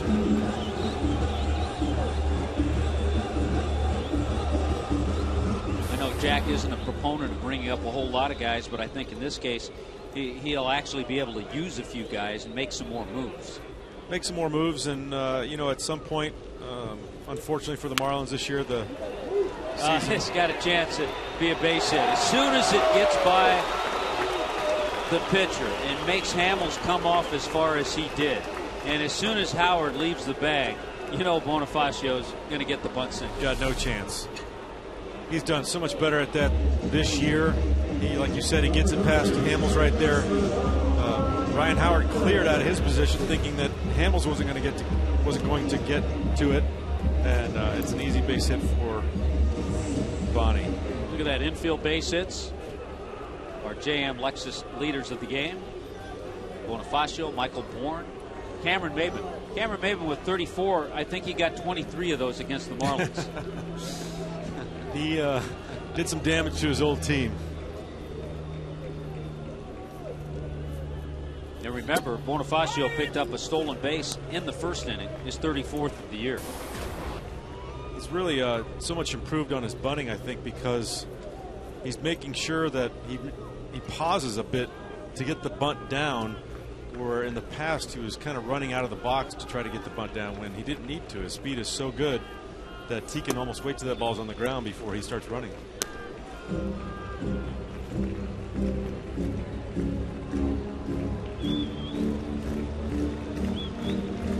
See Bonifacio looking at Joe Espada. Bonifacio does have the green light, but you always want to look. Maybe a hit and run would be put on. Polanco, Utley, little hesitation. Little hesitation cost the Phillies from turning the double play, and I think some of that was the slide of Bonifacio. Yeah, he gets down to second base in a hurry, caused a little disruption in Chase Utley's delivery, transfer from glove to hand. Good job by Infante, hustling down to. You see a little hiccup there. He didn't really, not too much on the slide, but a little hiccup caused Utley to get rid of the ball slowly and have Omar beat it out. Well, the key to that, them not turning the double play, is that Mike Stanton gets to hit. Mike hit a booming home run back in the 3rd inning, his 32nd home run of the year. And the changeup nubbed off the end of the bat. Oh, a tumble by Mike as he crosses the bag. Let's hope he's okay.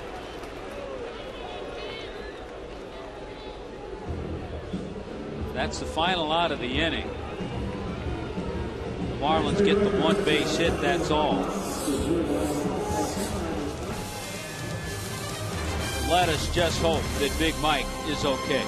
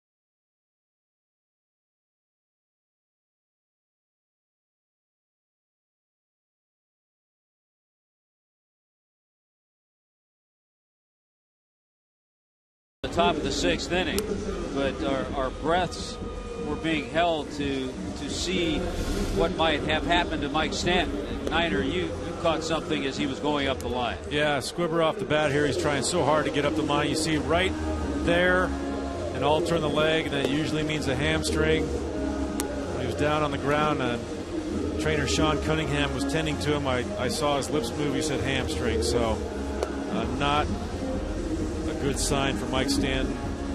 Having such a great year, you hope it's not a serious pull. Maybe it's just a little tweak, but usually when you go down like that, he didn't trip on anything. He just hit the bag. And when you go down like that, something usually hits pretty hard in there. And you could see it happened before he got to the bag. So Logan Morrison comes in. He'll go into left field. Brian Peterson moves over from left field to right field. And Mike Stanton has had to leave the game after homering back in the 3rd inning to tie this game at 3. The Phillies now have a 4-3 lead as Ricky goes back out there and works to Hunter Pence.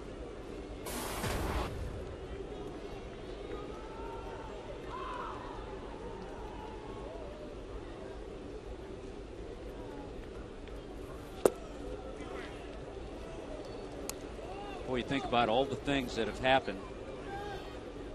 And we always preface this by saying it happens to every team, injuries. But when you don't have the depth, and I think that has been clear this year, the Marlins haven't had the depth. If Mike Stanton misses a couple of weeks as we wind down the season, that'll really hurt. And it'll also hurt his chances in that home run race. Yeah, that's unfortunate. Obviously, the Marlins are not looking at any postseason play this year, but when you look at some of the fine individual performances, you like to see those continue. Pence with a tapper to 3rd. He's gone, and there's 1 out here in the 6th inning. Well, so far in watching Jose Lopez, we've seen him at 1st, we've seen him at 3rd, we've seen him at 2nd. He's done a solid job wherever the Marlins have put him. Pretty solid defender, and impressed with his arm strength. Yeah, I think very good arm. Yeah, he probably looked least comfortable at 1st, but he hasn't played there much. Right. And people I know, they'll say, oh, it's first base. It's the easiest position on the field. Just throw him over there. He can play it. But when you see the footwork that has to go on when you're running full speed toward the bag and still trying to look for the bag and then find the ball as it's coming across the diamond, there's a lot of coordination that goes on there. And if you haven't done it before, you can look pretty awkward. Yeah, you and I can both attest to that one. We try to pump up the first base position as much as we can. Pulled foul by Ibanez. You know, we were talking about Ibanez last time up. Over the last 9 years, some with Seattle, a little bit Kansas City, Phillies, he's averaged 23 home runs, 95 RBIs. Very solid run producer. Great guy in your clubhouse. Hustles, works hard. Just a good guy to have on your team. A little slight bobble there by Infante, but he had time to get Ibanez. Omar Infante, by the way, 2nd in the National League with his fielding percentage of .991. He's made just 5 errors. Only Orlando Hudson is better. Orlando Hudson has made just 2 errors this year to have a fielding percentage of .996. And we'll see Neil Walker of the Pittsburgh Pirates when the Marlins head to Pittsburgh. And unfortunately, the percentage fielding leader doesn't necessarily mean a Gold Glove. It's Brandon Phillips, the reigning Gold Glove winner, will get some nods as well. Absolutely, and we saw him recently come to town, and you understand why he got his Gold Glove. He made some phenomenal plays against the Marlins. Another good inning. Ricky Nolasco now all of a sudden has put together back-to-back 3-up, 3-down innings. Getting Ruiz in the 6th inning. The Phillies still hang on to a 4-3 lead.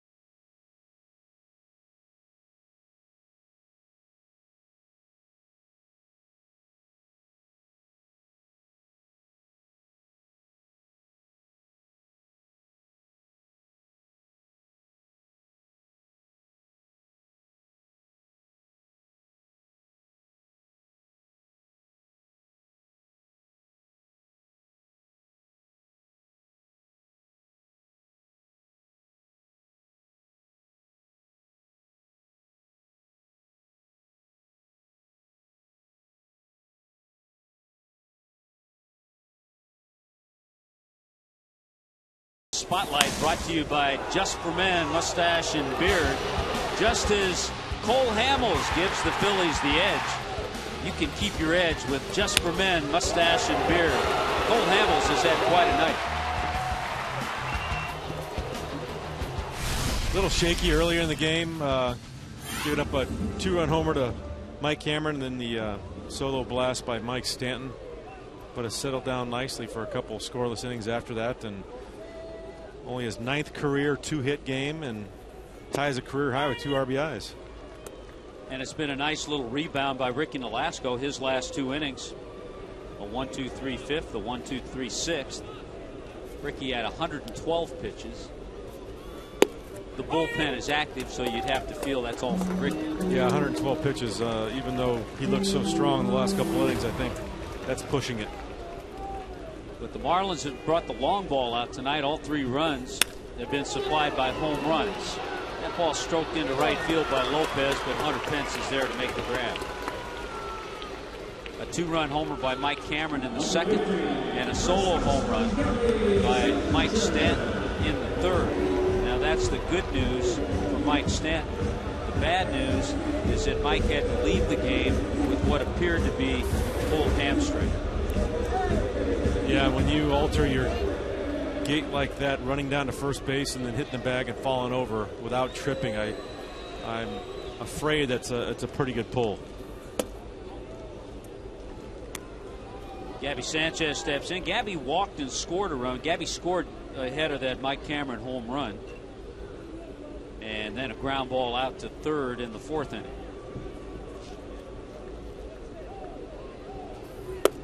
Do you ever pull a hamstring, Tommy? I like really pull one. Not really snap one. In the minor leagues, I really snapped a quad, but not a hamstring.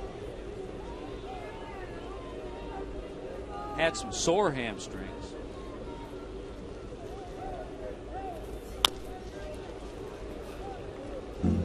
Gabby Sanchez right now on the year with 29 doubles.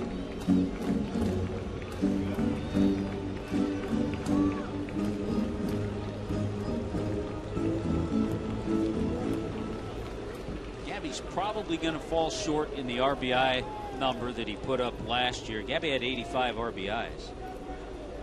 Hit 19 home runs last year. Has 17 right now.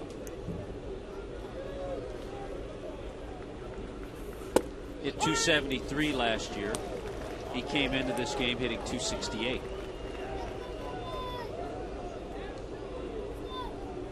Been a bit of a struggle since the All-Star break, really, for Gabby, but he's one of those guys that keeps on working hard. He had a stretch there about a week where he's hitting the ball right on the button, got nothing to show for it, line drive outs. And those people that say, oh, they all even out at the end, they're lying to you. They really don't. Right there, he fell victim to the Cole Hamels changeup. Hamels now with 7 strikeouts in the ball game.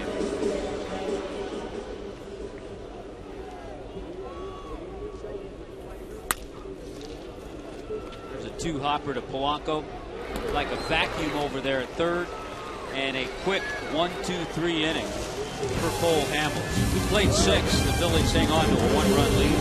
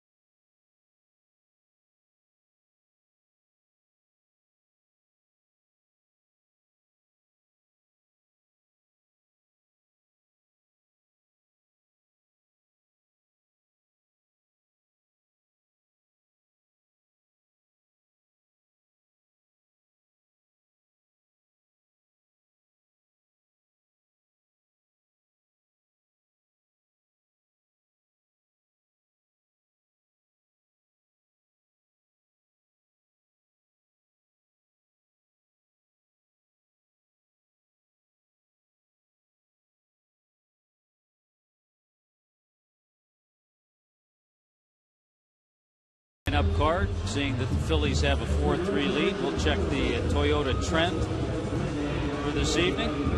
This season, the Phillies have won 5 of 7 meetings, and they've outscored the Marlins 59-38. I told you how the Phillies over the last 27 games here in South Florida have a 22-5 record against the Marlins in their own ballpark. And you hope things change, Heiner, when the Marlins move into their new ballpark as Ryan Webb gets ready. Yeah, you sure hope so. And it's amazing how the tides have changed. I know when we went on that run in 2003, in the next couple of years, we really dominated the Phillies, both here and in Philadelphia. Obviously, the run that they're on right now, the players they've acquired and the success they've had winning the World Series in 2008, things can change in a hurry. Well, in 03, the Marlins were 13-6 against the Phillies. They were 12-7 against Philadelphia in 04. But lately, that hasn't been the case. Ryan Webb comes into the game, and he'll pitch to Wilson Valdez. And here we are at that bottom 2 hitters in the Philly lineup, 2 guys who've done all the damage tonight as far as driving in runs.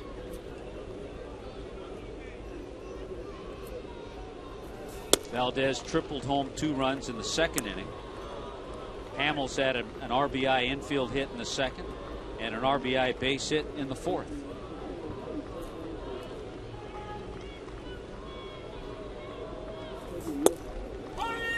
There's that slinging 95 sinker from Ryan Webb.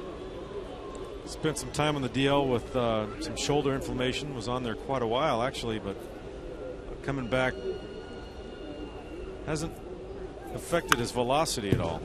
95 miles an hour with pretty good movement, pretty good sink.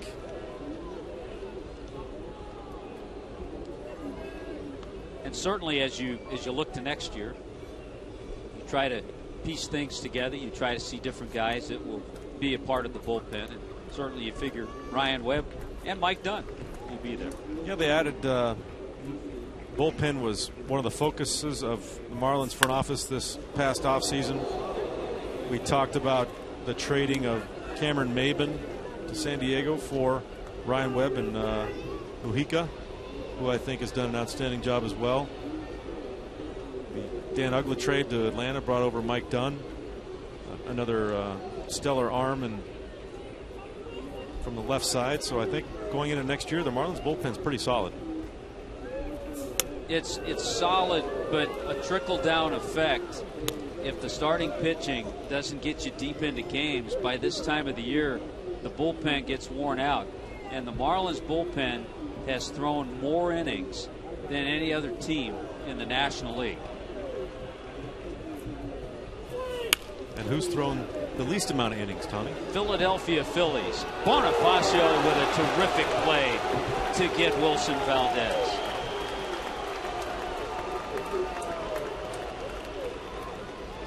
Bonifacio knew as he got into the hole he had to pick and release in a hurry.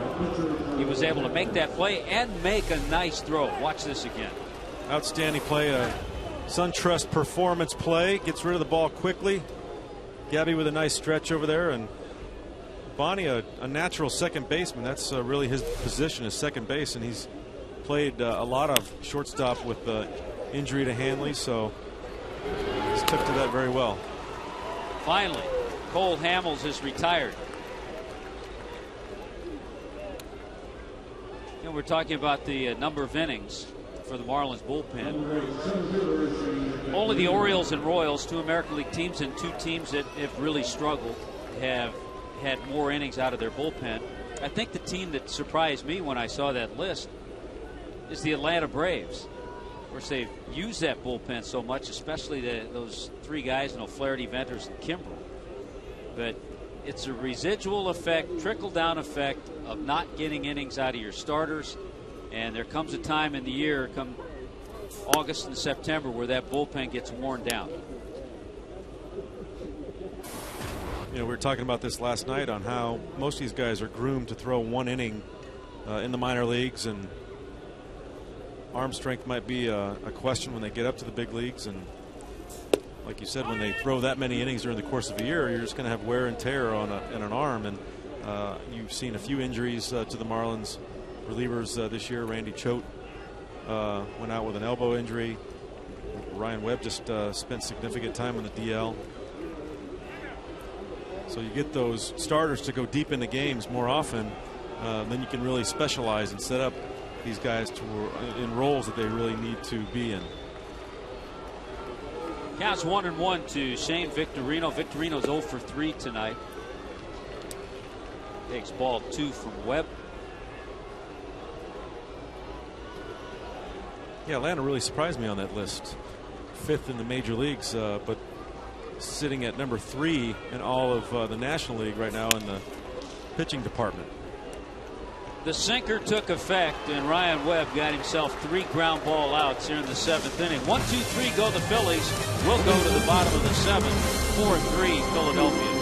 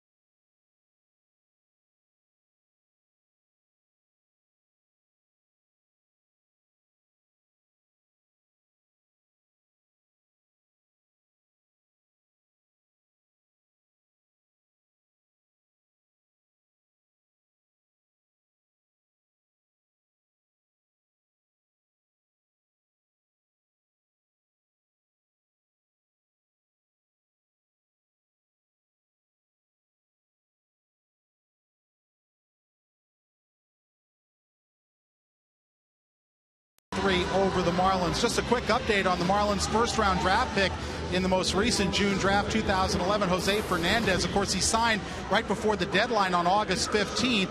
He made a brief start at Gulf Coast, 2 fine innings. Last night, however, with Jamestown, went 2 1/3 innings, was roughed up, gave up 4 hits, 3 walks, and 5 runs. Did strike out 4, with the minor league season ending in just a couple of days. That'll be Fernandez's last game action of this season. And guys, on a little bit of a related note, Ken Rosenthal of Fox Sports is reporting that Marlins Vice President of Scouting and Player Development, Jim Fleming, has told his staff he'll be reassigned within the organization. Now, the ball club has not confirmed that yet, but if it does play out, it might not be surprising in light of owner Jeffrey Loria's comments a couple of weeks ago about his disappointment in the minor league system and not having enough guys ready to help out when the Marlins had injuries this year. So we'll see how that plays out. Fleming, like the other key members of the Marlins front office, is signed through 2015. Tommy and Jeff? Yeah, thanks, Frank. That's some interesting stuff, and we'll have to follow that to see if that report holds true. Brian Peterson facing Cole Hamels as Hamels works here in the 7th. Peterson tonight 0 for 2. Tough assignment for a young hitter to face a guy like Hamels, a lefty against a lefty. I was just thinking that. not a great spot to be in if you know, you're a young hitter. Cole Hamels, one of the better pitchers in the National League right now, knows how to pitch to a lefty, obviously. He runs that fastball, and remember the last time up, he struck Peterson out with a changeup. Got him swinging at a changeup. Let's see if he just set up that changeup again by going kind of up and in with a fastball right there. Nope, he's going to go away. Utley with the diving stab, and he can't make the play because Peterson can fly. So a great effort by Chase Utley.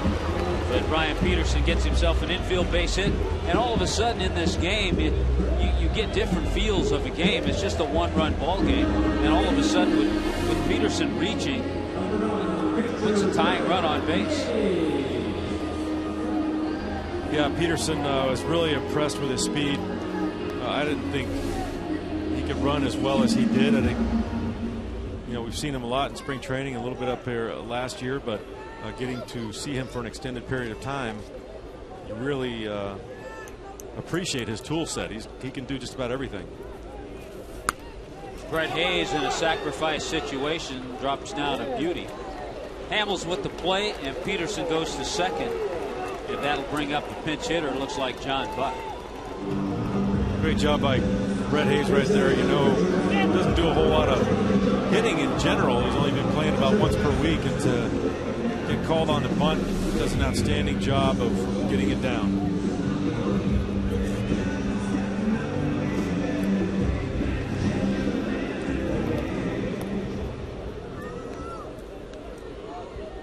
Yeah, the only play for Hamels. He cut him off at the pass. John Buck hasn't done a whole lot of pinch hitting. He did get himself a pinch hit the other night. Opposite field pinch hit. So 4 pinch hit appearances, and there you have it, a .500 batting average.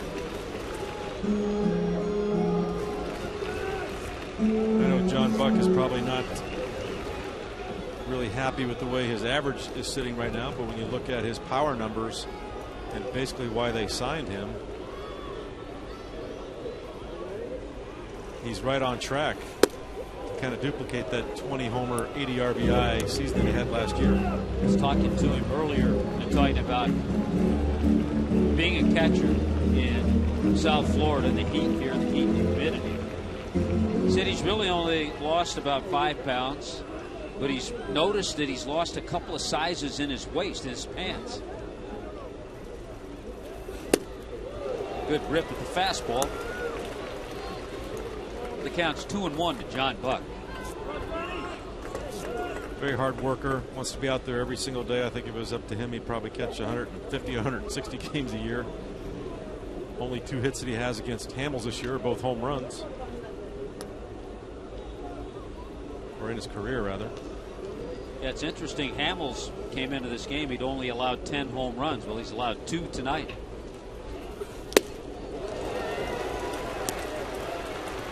So the last 2 pitches, John Buck has seen fastball changeup, and the count evens 2-2.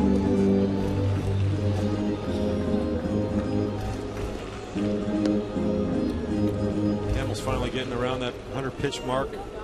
We saw it climbing pretty quickly in the 3rd and 4th, but he's been pretty conservative over the last few innings. 2-2 changeup is low. Yeah, he had a nice 5th inning. 4th inning wasn't bad. Hit a 1-2-3-6. Cole Hamels, who's the National League Championship MVP and the World Series MVP back in 2008. Had a terrific postseason for the Phillies.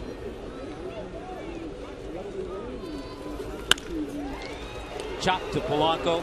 Again, he just scoops it up. And the accurate throw, and John Buck is retired. So staying at second base is Brian Peterson.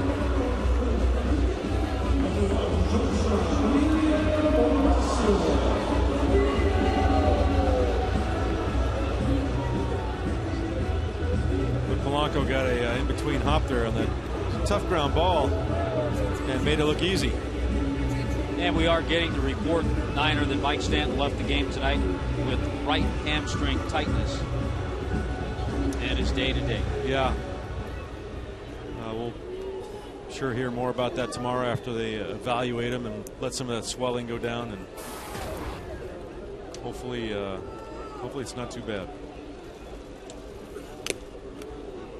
Foul back by Bonifacio. And the reason being, you'd love to see him finish strong, have a shot to win that home run race. Yeah. And, you know, at this point, you try not to focus on individual goals, but when your team has got no shot of making the postseason, it's one of the few bright spots we can look at in the Marlins season. It would be nice to see him finish it out. The pick by Hamels, a little lob throw over to first. Bonifacio is gone. So are the Marlins in the 7th. And that is all through 7. Phillies 4, Marlins 3.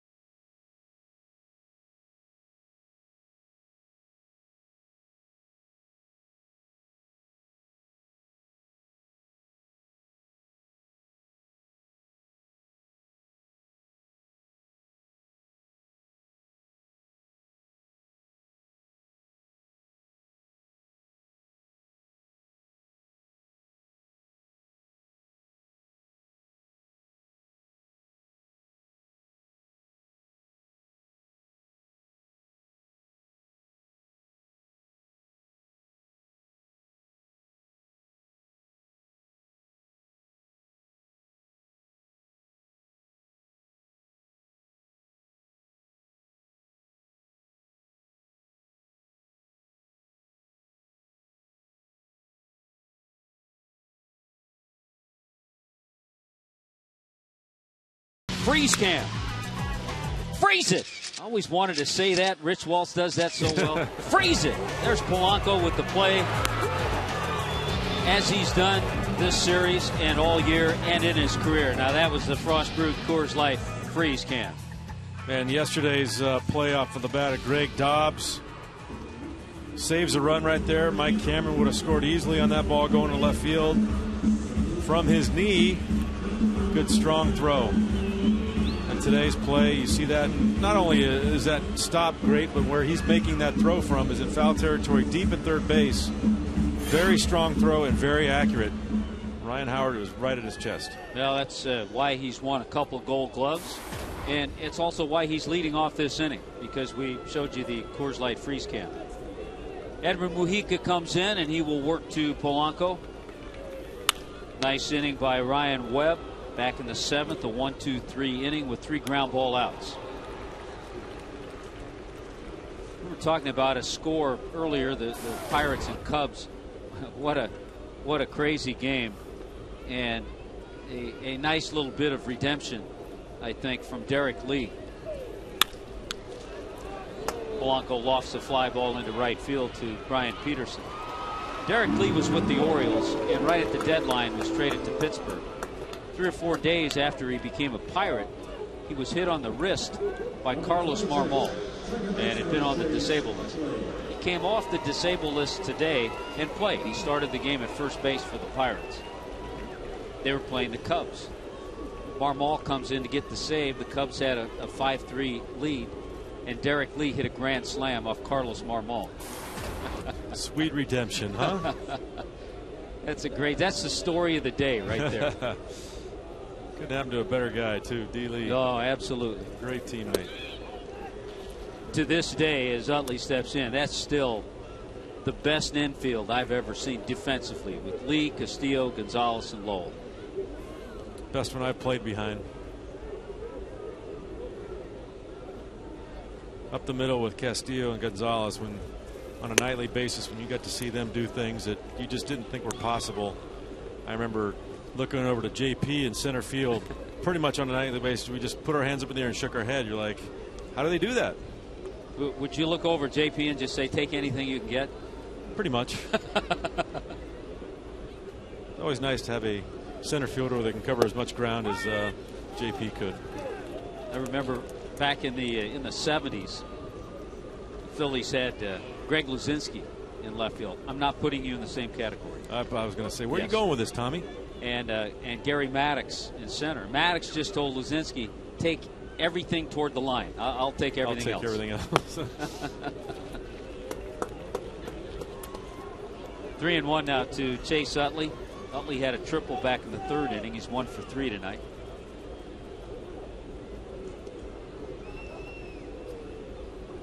And we talked about how the Phillies have played Marlins. They've played everybody well. They've won 23 of their last 30 games. There's a ground ball out to the sure-handed Omar Infante. And Utley is retired. 2 outs here in the 8th. There's one thing for sure. When Edwin Mujica gets on the mound, you're going to see a lot of strikes. He gets up there and really attacks that strike zone just like a reliever should. You want him to come in the game and not walk a whole lot of guys. He's only walked 11 in 65 innings. He goes right after hitters, doesn't take a lot of time, so you love playing behind him. Marlins put the big shift on with Ryan Howard coming up.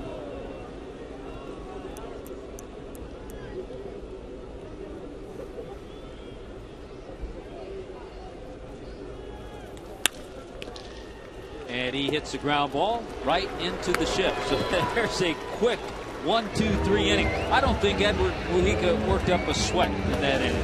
Phillies go 1-2-3. We'll go to the bottom of the 8th. Marlins trail by 1.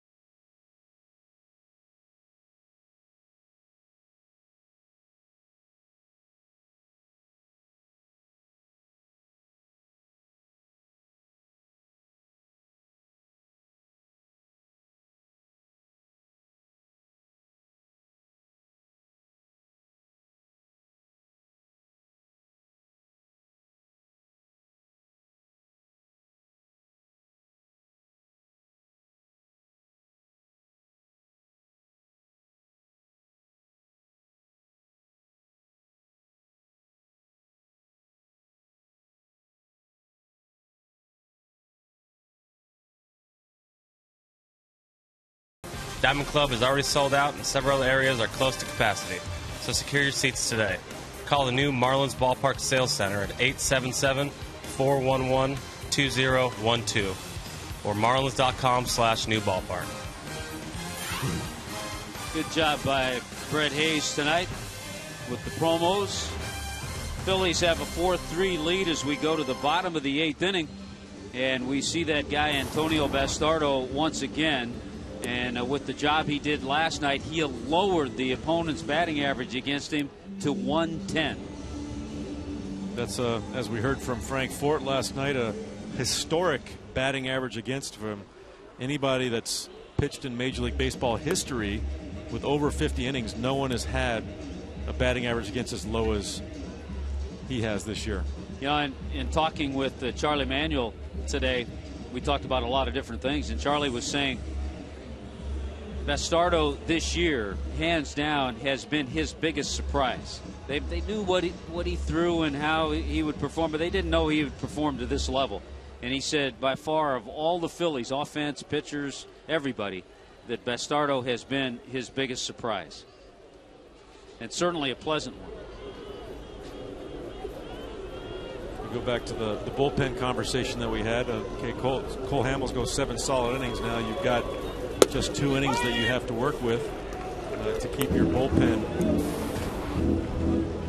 Mix and match as much as you want in the final 2 innings of a game. Well, we talked about Hamels this year, 2-0 against the Marlins coming into this game in 3 starts. In his 3 starts, this being the 4th start, Hamels went 7 innings back in April, gave up 2 runs, 7 innings in June, gave up 1 run, 8 innings in July, and gave up 2 runs, and then 7 innings here tonight.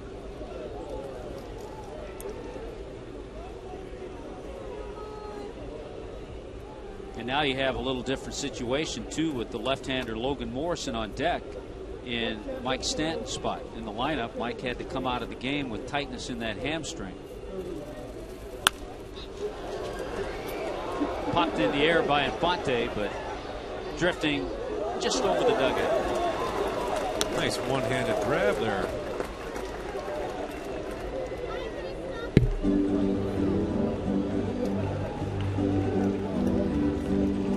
Omar Infante looking for his first base hit tonight. Came into the game hitting over 350 since the All-Star break. On the year, 19 doubles, 6 triples. Infante's hit in 10 of his last 11 games.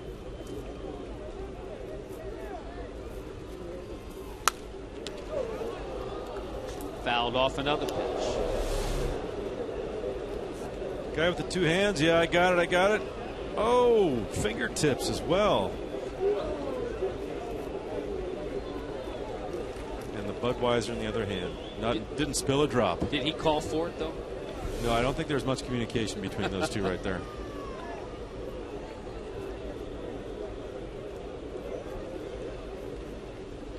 Ruiz setting up inside. Let's see where Bastardo goes. Saw him last night. He's not afraid to work his fastball inside, and then the right-handers, he also likes to drop that hard slider down and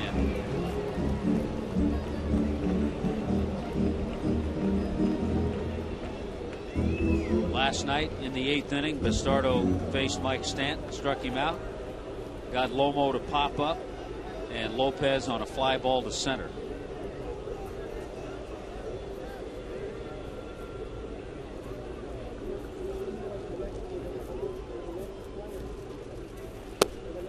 One-two slider misses in.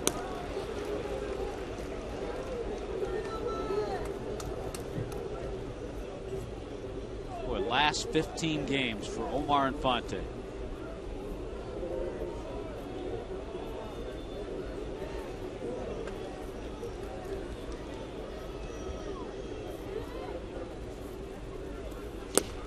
I know Niner Rich and I have talked a lot about Infante. He's the kind of guy every manager would love.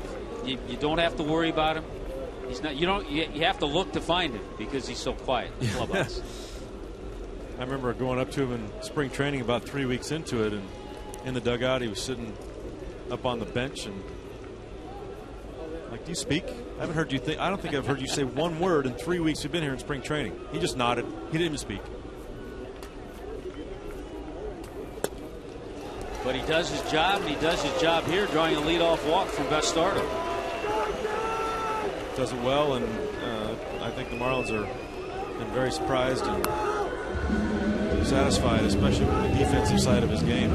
Outstanding defensively. So 3 of the 4 walks issued tonight, 3 by Hamels, the 1 here by Bastardo. 3 of the 4 have been leading off an inning. Just 1 has scored. That was back in the 2nd inning. Gabby walked and scored on Cameron's home run. Marlins have 3 runs, the 2-run homer by Mike Cameron, solo home run by Mike Stanton in the 3rd. But the Phillies have a 4-3 lead.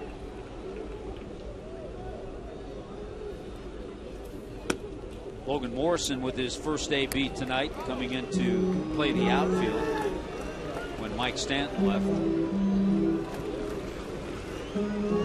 Hasn't had a whole lot of opportunities. As a matter of fact, has not dropped down a sacrifice bunt this year. And I'm going to venture to say this might be his first attempt this year.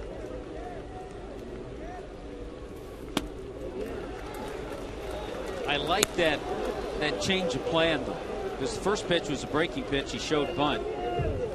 Now the Phillies think, okay, maybe he's bunting. We'll go with a fastball, and that'd be a good pitch for Logan to hit. He got the fastball, but it was out of the strike zone.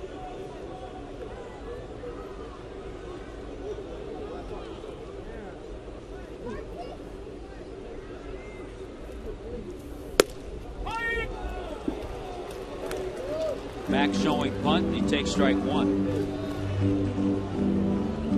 wonder if he might have missed a sign there, 1-0. Possibly. And it's not an easy thing to do if you we all take a couple of bunts in batting practice just to get it down, to get it loose. And in a game situation, it's a much more difficult thing to do than you might think. Yeah, especially off a guy throwing like Bastardo. I'm not just singling out the Marlins. Let's put an umbrella over all teams. Are there more signs missed by players throughout the course of a season by players on all teams than we think? Oh, yes. Yes, definitely.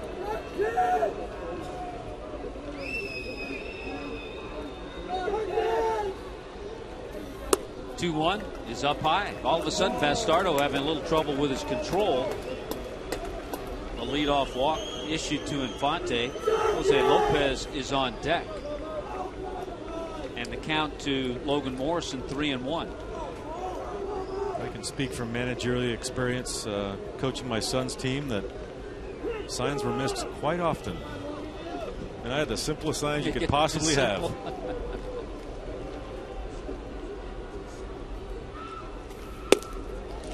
And a good job by Lomo. So many players, when they're in that situation, will go out of the strike zone to try to drop down bunts. That was a good job. Very good job by Logan Morrison. You said it is a tough thing to do. It's an uncomfortable action to bunt a ball and going that fast. And like you said, you want to get it down so badly that you oftentimes will go after a ball. And this is close enough that you would have seen a lot of hitters go after that, and Lomo showed some nice patience. So now the Marlins have runners at first and second. Nobody out. And Bastardo looks up and sees Charlie Manuel coming at him. Nobody warming up in the Phillies bullpen, so this is probably just a... Oh, there is, I'm sorry. He just... Yep, Charlie's made the move. He goes to the bullpen. Phillies on top 4-3. When you need a car, truck or van, he's in a car. Rudy!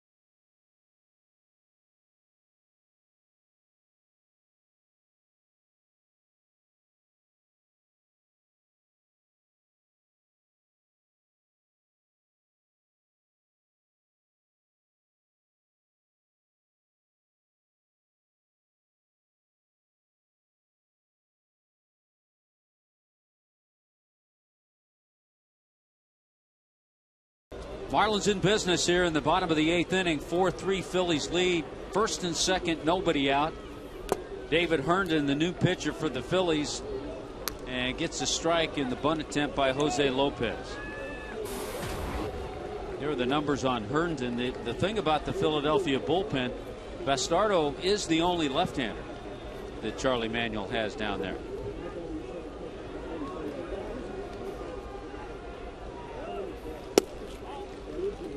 One misses. I was about to say I don't think Jose Lopez does much sacrifice bunting as well. Been 2 years since he had a sacrifice bunt.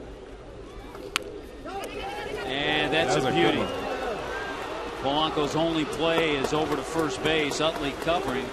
So a nice job by Jose Lopez, who hasn't been asked to do that a lot over the last few years. Nicely done. Follows the ball right in. You want to try to get this ball to the third baseman so there's no play at third base. They want to get that lead runner going from second to third. So nice job of getting Polanco to field this ball. And now up steps Gabby Sanchez. Gabby 0 for 2 with a walk. See where the Philly infield and how they play this. 1 out. Looks like they're basically going to, up the middle, they're going to give up the tying run on the ground ball. And if you're the Marlins here, if you're Gabby, you're just looking for contact. You're looking to at least get that 1 run in from third.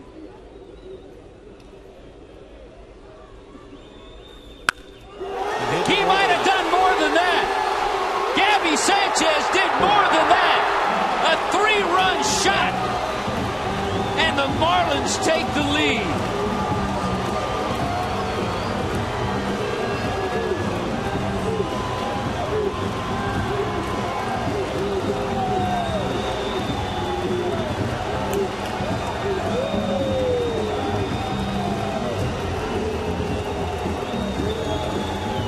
How sweet does that feel for Gabby Sanchez? His 18th home run of the year. RBI 67, 68, and 69. Great swing right there by Gabby Sanchez.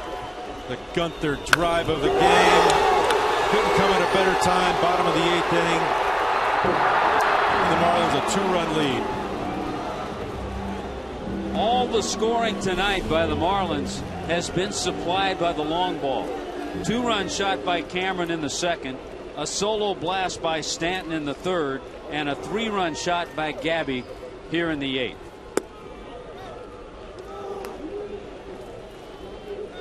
All set up by the 2 walks. The leadoff walk and the good at bat by Lomo not to offer at a couple of close pitches on a. How about Mike Cameron? He takes one deep. Blue Cedar, second of the night for Mike Cameron.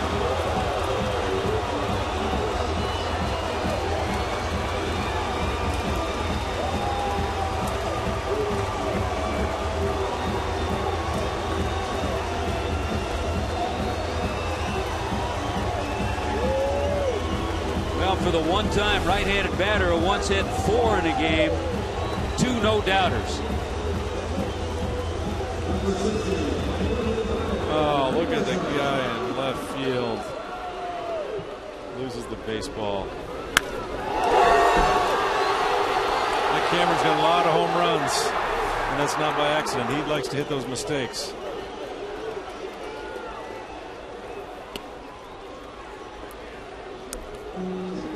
Mike Cameron in his career now 278 career home runs. It's the 5th time this year the Marlins have gone back-to-back. And Mike Cameron's 18th multi-home run game of his career. Boy, this is one of those innings. It's been done a little differently than Jack has talked about. He's talked about putting together 4 or 5 base hits in an inning to score 3-4 runs. This inning, he's been able to see the long ball take over, and he's not going to complain. No. A 3-run shot by Gabby to put the Marlins up 6-4, followed by a solo shot off the bat of Mike Cameron to make it 7-4.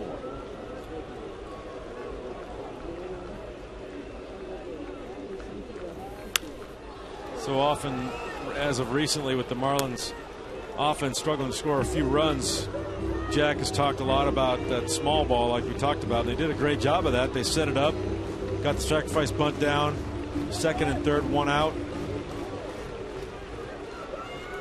But the power took over.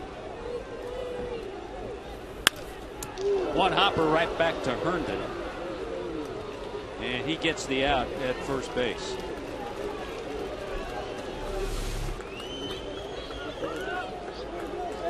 And he's been out there every single day for a long time. I remember him from the first time I was with the Marlins, and he's probably caught 100 balls out there. He'll never live that one down. Now we'll see him in the parking lot later.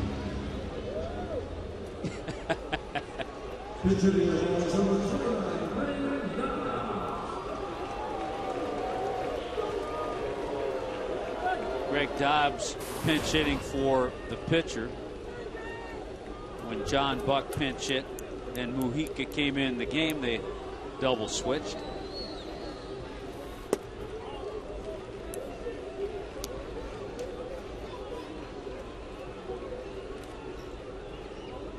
Well, what a nice inning. I mean, it's been a long time coming. Game's not over. Still have to nail things down in the 9th inning. But to do it against a club that's played so well all year against everybody, and a club that's played so well against the Marlins here in South Florida. And to get it started off a reliever like Bastardo that's having a phenomenal season.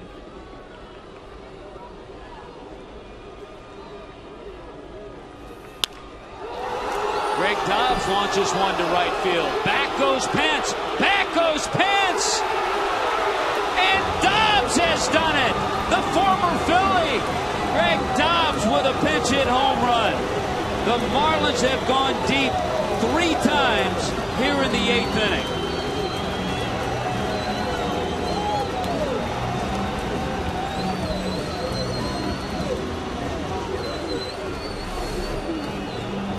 Another sinker that's elevated a little bit. Dobbs sees it well. Takes it for a ride.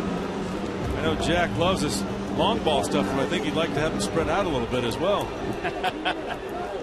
Greg Dobbs' 7th home run of the year. This fan has a little trouble with it as well. And for Dobbs now on the season, we've talked about him playing pretty much regularly at third base. That's his 9th pinch hit. He's 9 for 22 in his first pinch hit home run this year.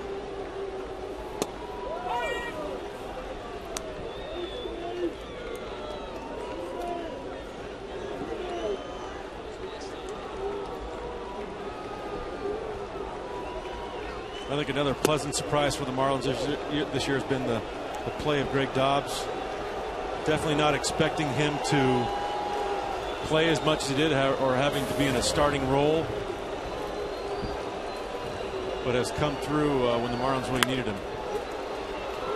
Lazy fly ball into right field. That'll do it. But boy, the Marlins brought out the long ball, scoring 5 runs here in the 8th inning. 3 home runs in the inning. They'll turn it over to Leo Nunez with an 8-4 lead.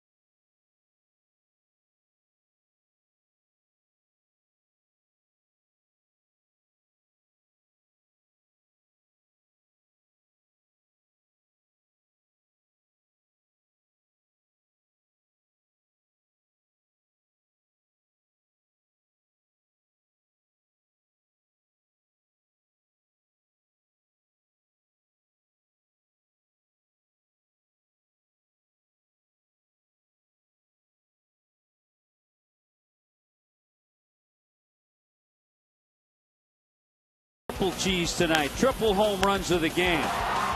Gabby Sanchez, Mike Cameron, and Greg Dobbs.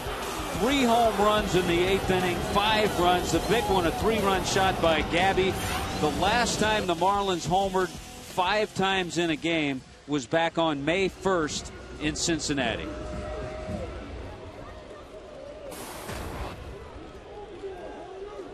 And now Leo Nunez gets the ball for this 9th inning.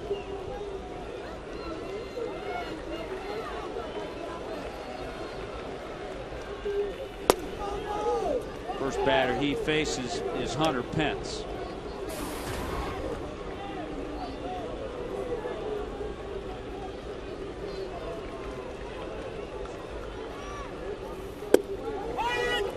How important, Niner, are these last few outings that Nunez is going to get this year?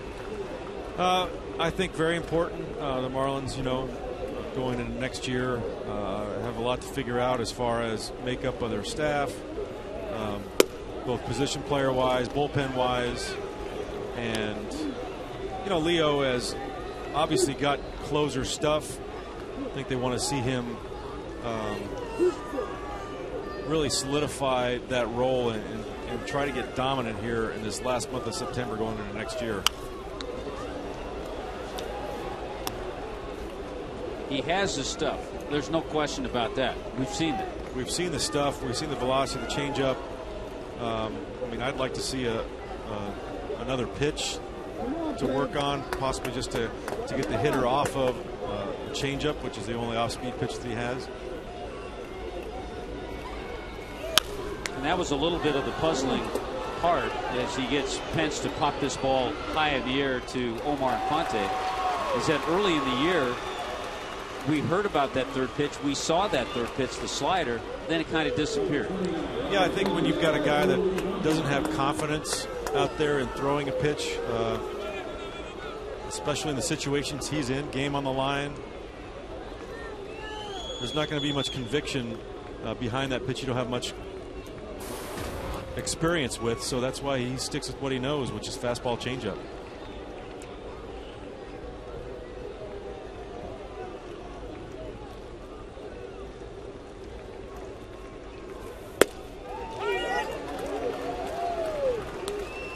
Raul Ibanez takes strike one from Leo Nunez.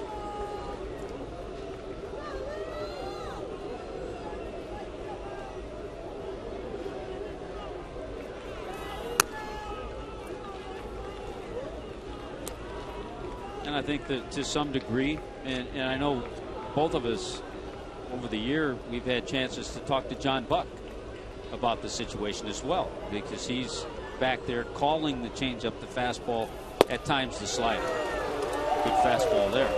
Very good fastball there. And the catcher can put the sign down, but if the pitcher doesn't believe in what he's putting down, you'll see a lot of shake sometimes, but maybe he doesn't really want that pitch, but throws it anyway, and it's not going to be as good if it's the pitch, unless it's the pitch he wants. One of the enjoyable things I've seen tonight, as I've looked into the stands, and we've talked about the number of Phillies fans that have come to these games, and they've been able to do a lot of cheering over the last number of games that the Phillies have played in this ballpark. And I've been able to witness a few Marlins fans having their moment, which they haven't had many of. So that's been good to see. Line drive base hit there by Ibanez. A lot of red in the stands tonight, though. A lot of red. The Philly faithful are out, wearing their jerseys and their T-shirts. Yeah, they're getting ready for postseason. They got a lot to be excited about this year. Yeah. But having played with these guys, most of them anyway, you got a good core group of guys that get along well, that play hard, and it's a fun team to root for if you're a Philly fan.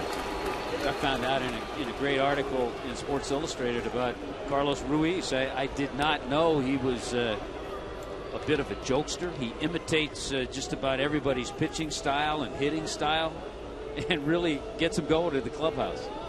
He's kind of a quiet guy when you see him out and stretch and around the dugout. Doesn't say a whole lot, but once you get him in the clubhouse, he loosens up quite a bit.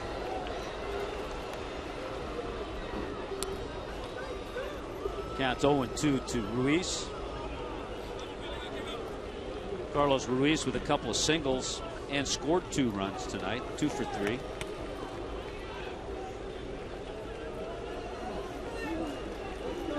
right now, if things hold up, the winning pitcher will be Edward Mujica. It'll be his 9th win of the year.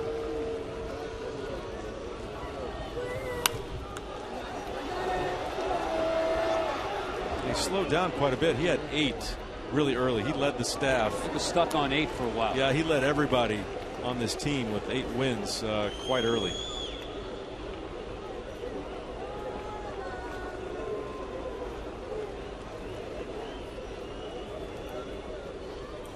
So if that holds up, he'll tie Ricky Nolasco for the club lead in wins. You know, there's some good and some bad in that.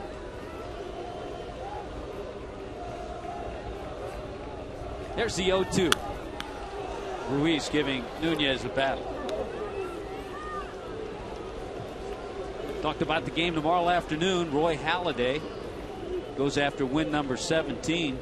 Believe it or not, in his 2 starts this year against the Marlins, Halladay is 0-1 with a ERA of 3. And he goes up against Anibal Sanchez, and they had a good matchup earlier in the year, head to head. Yeah, of course, everyone last year remembers the perfect game that Roy Halladay threw here at Sun Life. And whether you're a Phillies fan or not, or a Marlins fan or not, it was just a historic night of baseball. If you're a baseball fan, it was a fun night to be here at the ballpark. Had 11 strikeouts in that perfect game, and then went on to throw a no-hitter against Cincinnati in postseason.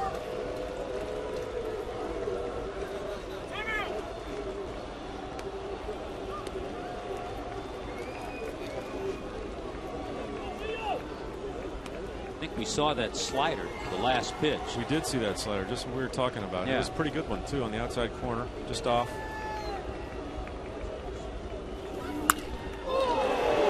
Ball hit high in the air to right field. Peterson going back on it, and just on the warning track puts it away. So as I'm looking, we got Marlins fans down the first base side, Philly fans not too happy down the third base side. Tell you what, they'd be cheering at Citizens Bank right now, because that would be a home run way back there. And somewhere we have Wycliffe John fans too. Somewhere.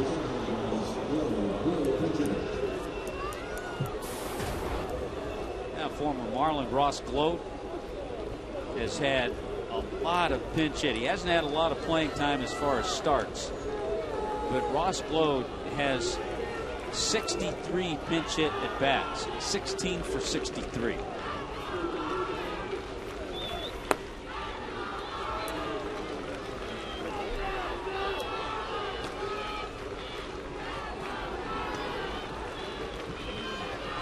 Of course, Gloat in 09 had that big year for the Marlins, had 21 pinch hits, 21 for 66.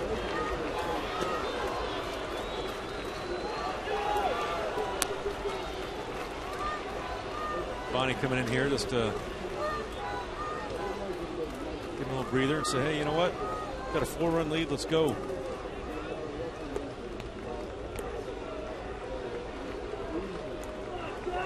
.63 at bats as a pinch hitter. That's a lot. That's a ton. Yeah.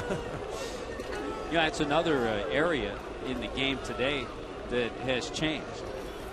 When you had, and trust me, I can attest to this, having done a lot of pinch hitting. But when you had pitchers going 8-9 innings, there would be 2, 3, 4 games in a row. You might not get an opportunity. But in today's game, with all the pitching moves and pitching changes, a lot more opportunities. Yeah, the specialization that's come in, and now you've got your 7th inning guy, you've got your 8th inning guy, you've got your closer, left-handed specialists. A lot of opportunities for pitch hitting.